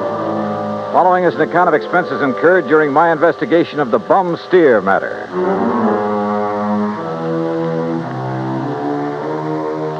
Expense account item 1, 370, long-distance call to Hal Versky, my contact at Tri-Western in Denver. Johnny, good to hear from you. You out in this neighborhood? Nope, still in Hartford. Hal, I want you to okay an expense account for me. Well, now that depends. Listen, do you know a client of yours by the name of Jake Denham? Yes. As I recall, he owns a big cattle ranch over near the little town of Craig. Uh-huh. Carries a straight life for something like 40, 50,000. Well, look, I got a phone call from him begging me to come out there and see him. Oh? Something wrong? He says not, but I don't believe him. Well, have you any reason to think something is wrong? Well, only the half-baked excuse he gave me for wanting to see me. Look, Hal, I realize this is just a hunch, but Certainly sounds like it to me. my hunches have saved your company a lot of dough on occasion. So how about it? Okay? Put it this way. If you run into something out there and clear it up, we'll pay the freight. If not, well, you just go ahead and have yourself a vacation at your own expense, okay? Oh, now, why don't you relax that iron grip on the purse strings for a change, huh? Why? What would you do? Okay, but I warn you, Hal, if this does turn into a case for your company, my expense account is going to knock you right off your feet. Oh, now, wait a minute. Bye-bye. Johnny! It took me nearly 4 days to clear up the reports I had to finish. I wish now it hadn't, that I'd left Hartford immediately. Expense account item 2, $133. Plane fare and all the incidentals I could think of, Hartford to Denver. I got there shortly after 7 a.m. Item 3, $50 deposit on a drive-your-own car, in which I promptly headed north and west on Highway 40. That is, after getting out of the traffic in Denver itself, and believe me, that town has it. The 200-mile drive to Craig was routine, except for the lush green hills, the snow-topped mountains, the vast meadows and forests. Colorful Colorado, they call it, and it sure is. Finally, about noon, I pulled into Craig and stopped at the Cosgrove Hotel for lunch. That's item 4, $350. From the waitress, I got directions to the Lazy J.D. Ranch. About 8 miles south on the Yampa River, just off Route 789. You want some dessert? Oh, no, thanks. This is fine. Hey, you one of the relatives? Relatives? Oh, of course not. You're too late.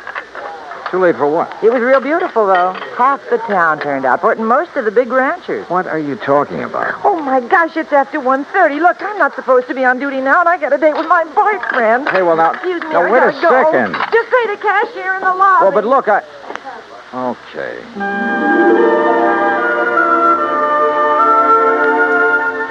I paid my check to the cashier, went out to my car, climbed in, and headed for the Lazy J.D. There must have been several thousand acres to the ranch, all rich, green, healthy-looking pasture land, and Lord knows how many head of beef cattle.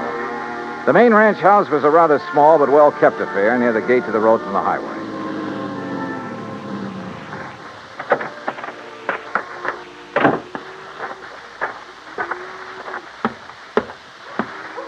And then I saw it.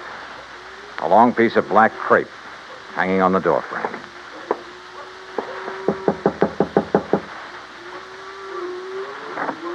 Yes? How do you do? My name is Dollar, Johnny Dollar. Oh, Johnny Dollar. Why didn't you come before? What? He begged you to come, didn't he? To come right away? Mr. Denham? Yes, but I Then told him... why didn't you? You might have saved him. Saved him? Yes, saved him. We buried him this morning. And I think he was murdered.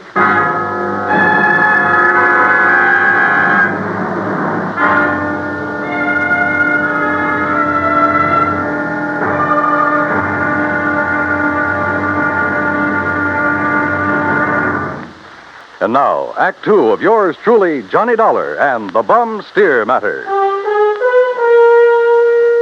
The tall, beautiful girl standing in the doorway of the ranch house at the Lazy J.D. outside of Craig, Colorado, was dressed in black. The red about her eyes showed that she'd been crying. But there were no tears in them now. Jake Denham was my father, Mr. Dollar. I'm Virginia. And you think he was murdered? Why do you think he called and begged you to come out here? Any idea who might have done it? Yes, Big Mike Craven. Who's he? He owns the Sea Lucky Star and wants to own every other ranch around here, and he will unless somebody stops him. How did your father die? Anthrax. That's what they said it was. I thought that was a disease of cattle. People, too, if they get infected from the cattle. And that's what happened to your father? That's what they say, but there's no anthrax around here. Our ranch is clean. Look, let's go inside and sit down and talk about this. Sure, I'll talk about it. If only somebody will listen. And here, John. Oh, thanks. Are you, all alone? Now that Dad's gone, he and I ran the ranch. Now it's up to me. Sit down. Thank you. Virginia, were you trying to tell me out there that you think somebody tried to infect your herd with anthrax? What would you think? Who was your father's doctor? Dr. Regis Ross from in town. Who are you? Well, my name is Dollar, insurance investigator. Say, you fellas act pretty fast, don't you? Sometimes. Feeling all right now, honey? I guess so. I told the hands that you're in full charge now. They'll take their orders from you. Or from me. Or from... Sure. Sure, I guess that's best. Thank you, Pete. They might as well get used to it, because after we're married... Look, honey, why wait any longer? I know this is a bad time to talk about Yes, it, but I Pete. also know, and you know, that this is no time for you to try to go it alone. But what about your medical school? I'll give it up. This is a lot more important than... Well, you're a lot more important. Oh, look, Jenny, you've stalled me for a long, long time. I know, Pete, because Don't you see I can run this ranch alone? No.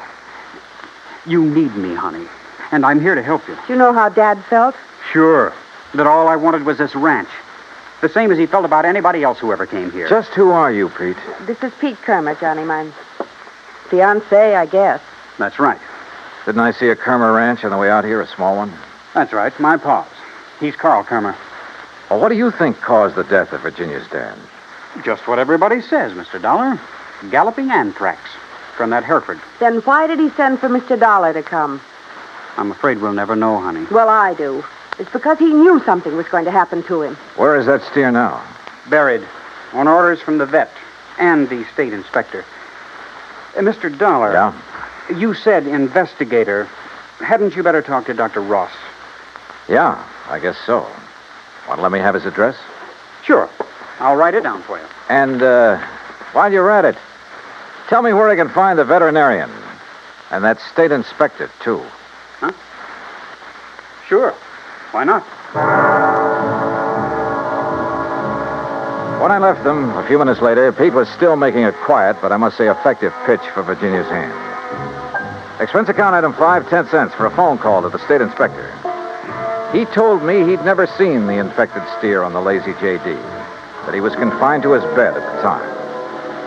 I called the vet's office, and he was expected back shortly. So I sat around the hotel lobby and glanced over some magazines. And then, in one of them, I found an article that made my eyes fairly pop out of my head. Item 6, I called the vet again. He was in. You caught me just in time, Mr. Dollar. I was about to drive over to the Sea Lucky Star Ranch for dinner. Mike Craven and I are old friends. That's so? Yes, ever since we roomed together at college. Oh, I see. I understand you're the man who spotted the anthrax out at the Lazy JD. Yes, sir, that's right. Just that one Hereford. How it ever got to him, I'll never know. The rest of that herd's absolutely clean. That poor old Jake Denham, too. You think he became infected from that steer? Well, how else could it be? Galloping anthrax. Just like that. Doctor, where is that steer buried? Do you know? Yes, I had it buried myself. It's some miles out in the far corner of the Lazy JD property. Then phone the Sea Lucky Star and call off your dinner date. You and I are going out to take a look at that carcass. Oh, no, just a minute, young Investigator, did you say you are? That's right. Uh-huh. I suppose you have some authority. What I don't have, I can get. Tell me, Doctor, is there some reason why you don't want me to see the carcass of that steer? No. Well, let's go. Along the way, we picked up two fellows who were handy with pick and shovel. It was almost dark now, so I bought a couple of powerful flashlights at one of the local hardware stores. That's item 7, 925. It took a couple of hours for the two men to dig down to the carcass of the steer, but they finally exposed one flank of the unfortunate animal. Yeah, so you sure planted this critter deep, Doc. But there's part of him. Give us a few more minutes, we'll have it. No, wait. Huh? Mr. Dollar, come down here into the hole. Sure. Oh, what's the matter, Doc? The color of that carcass. I don't understand this. What are you talking about? Well, this doesn't make sense. The deterioration and putrefaction that always occurs, well, it simply isn't here. You mean it's possible it wasn't anthrax killed this steer? But I'm sure that all the symptoms, the swellings in the subcutaneous connective tissues, in the interstices of the muscles and lymphatic glands, and in the membranes of the mouth and tongue, they were all there, and they were edematous, too. Could some poison have possibly produced those symptoms? Poison? Yeah, look, I read in a magazine this afternoon that strychnia often produces symptoms very much like those of tetanus, lockjaw. Yes, that's true. But a poison that would... Good heavens. Yeah? Why, I haven't heard of it since my college days. Quintanogen sulfide. But why? Good question. No, Dollar. Because it wouldn't explain the death of old Jake Denham. If it was anthrax. What? Or was he poisoned, too? Good heavens, you mean you Wait a think minute, that he... wait a minute. Doctor, the brand on the rump of this animal. Oh, that's Denham's own brand, the Lazy J. Yeah, but it looks to me like it was put on over another brand. Yes. Yes, you're right. Any way of finding out what the original brand was? No. Yes, Mr. Dollar. The other side, the inside of the hide might show it. Then, Doctor, you got a skinning job to do. All right, hand me my bag there, please. Okay, here you are. Go to it, Doc. Thank you. Oh. That poison. How much to infect a man? Well, even a small scratch on the skin could absorb enough to be fatal. No wonder the Dr. Ross... Ross was the one who treated Jake Denham. Yeah. No wonder we couldn't understand why death came so... Well? No. Can you see what the original brand was? Yes. Yes, I can. I'm afraid so. Let me hold the light a little. Oh. I see. But I can't believe it, Mr. Dollar. Pretty clear, though, isn't it? See Lucky Star. And now, Act 3 of yours truly, Johnny Dollar and the Bum Steer Matter.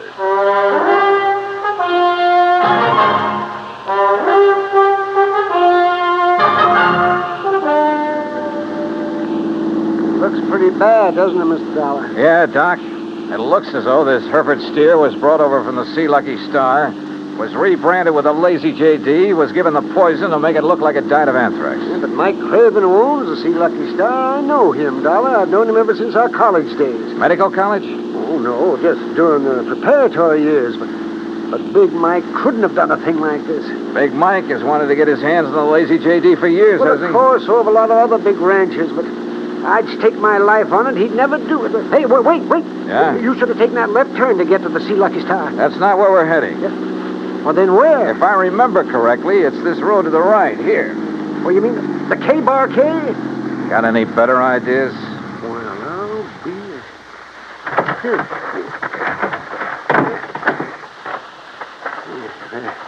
The ranch house is dark. It won't be for long. Would you call this a good ranch, Doc? No, old Carl has been just a hanger-on. He hasn't made the place pay for quite some... What's going on out there? Who is it? Johnny Dollar, Pete. Oh? I want to talk to you. Oh, sure. Door's open. I'll be right down. Come on, Doc.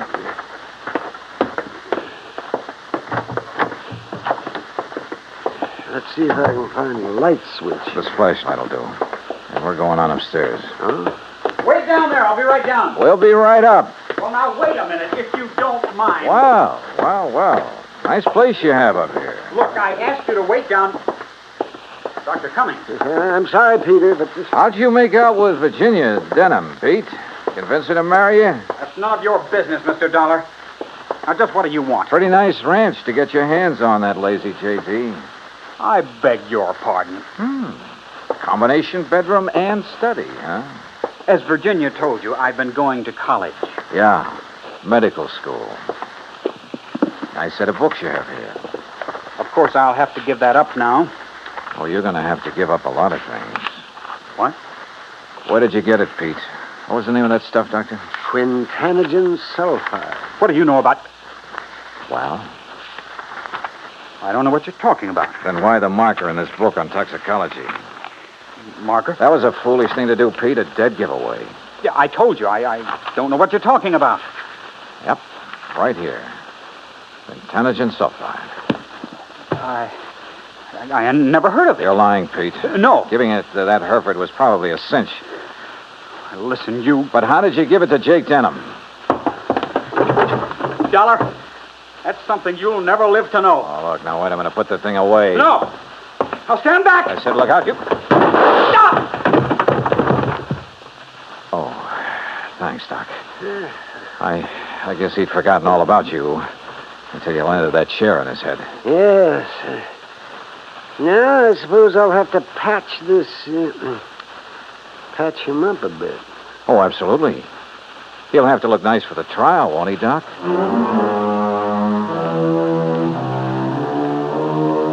Expense account item 8, $55.95. Living expenses in Craig while waiting for the autopsy on Jake Denham. And yes, the same drug was used on him as on the Hereford steer. A small bottle of the rare drug was found in Pete Kermer's trunk. So Pete's not only lost a chance for a nice ranch, but for living very long. Expense account total, including incidentals and fare back to Hartford, $618.50. On second thought, how's about just sending that check to the community chest? Then I'll feel a little better about this case. And about myself, too. Yours truly, Johnny Dollar.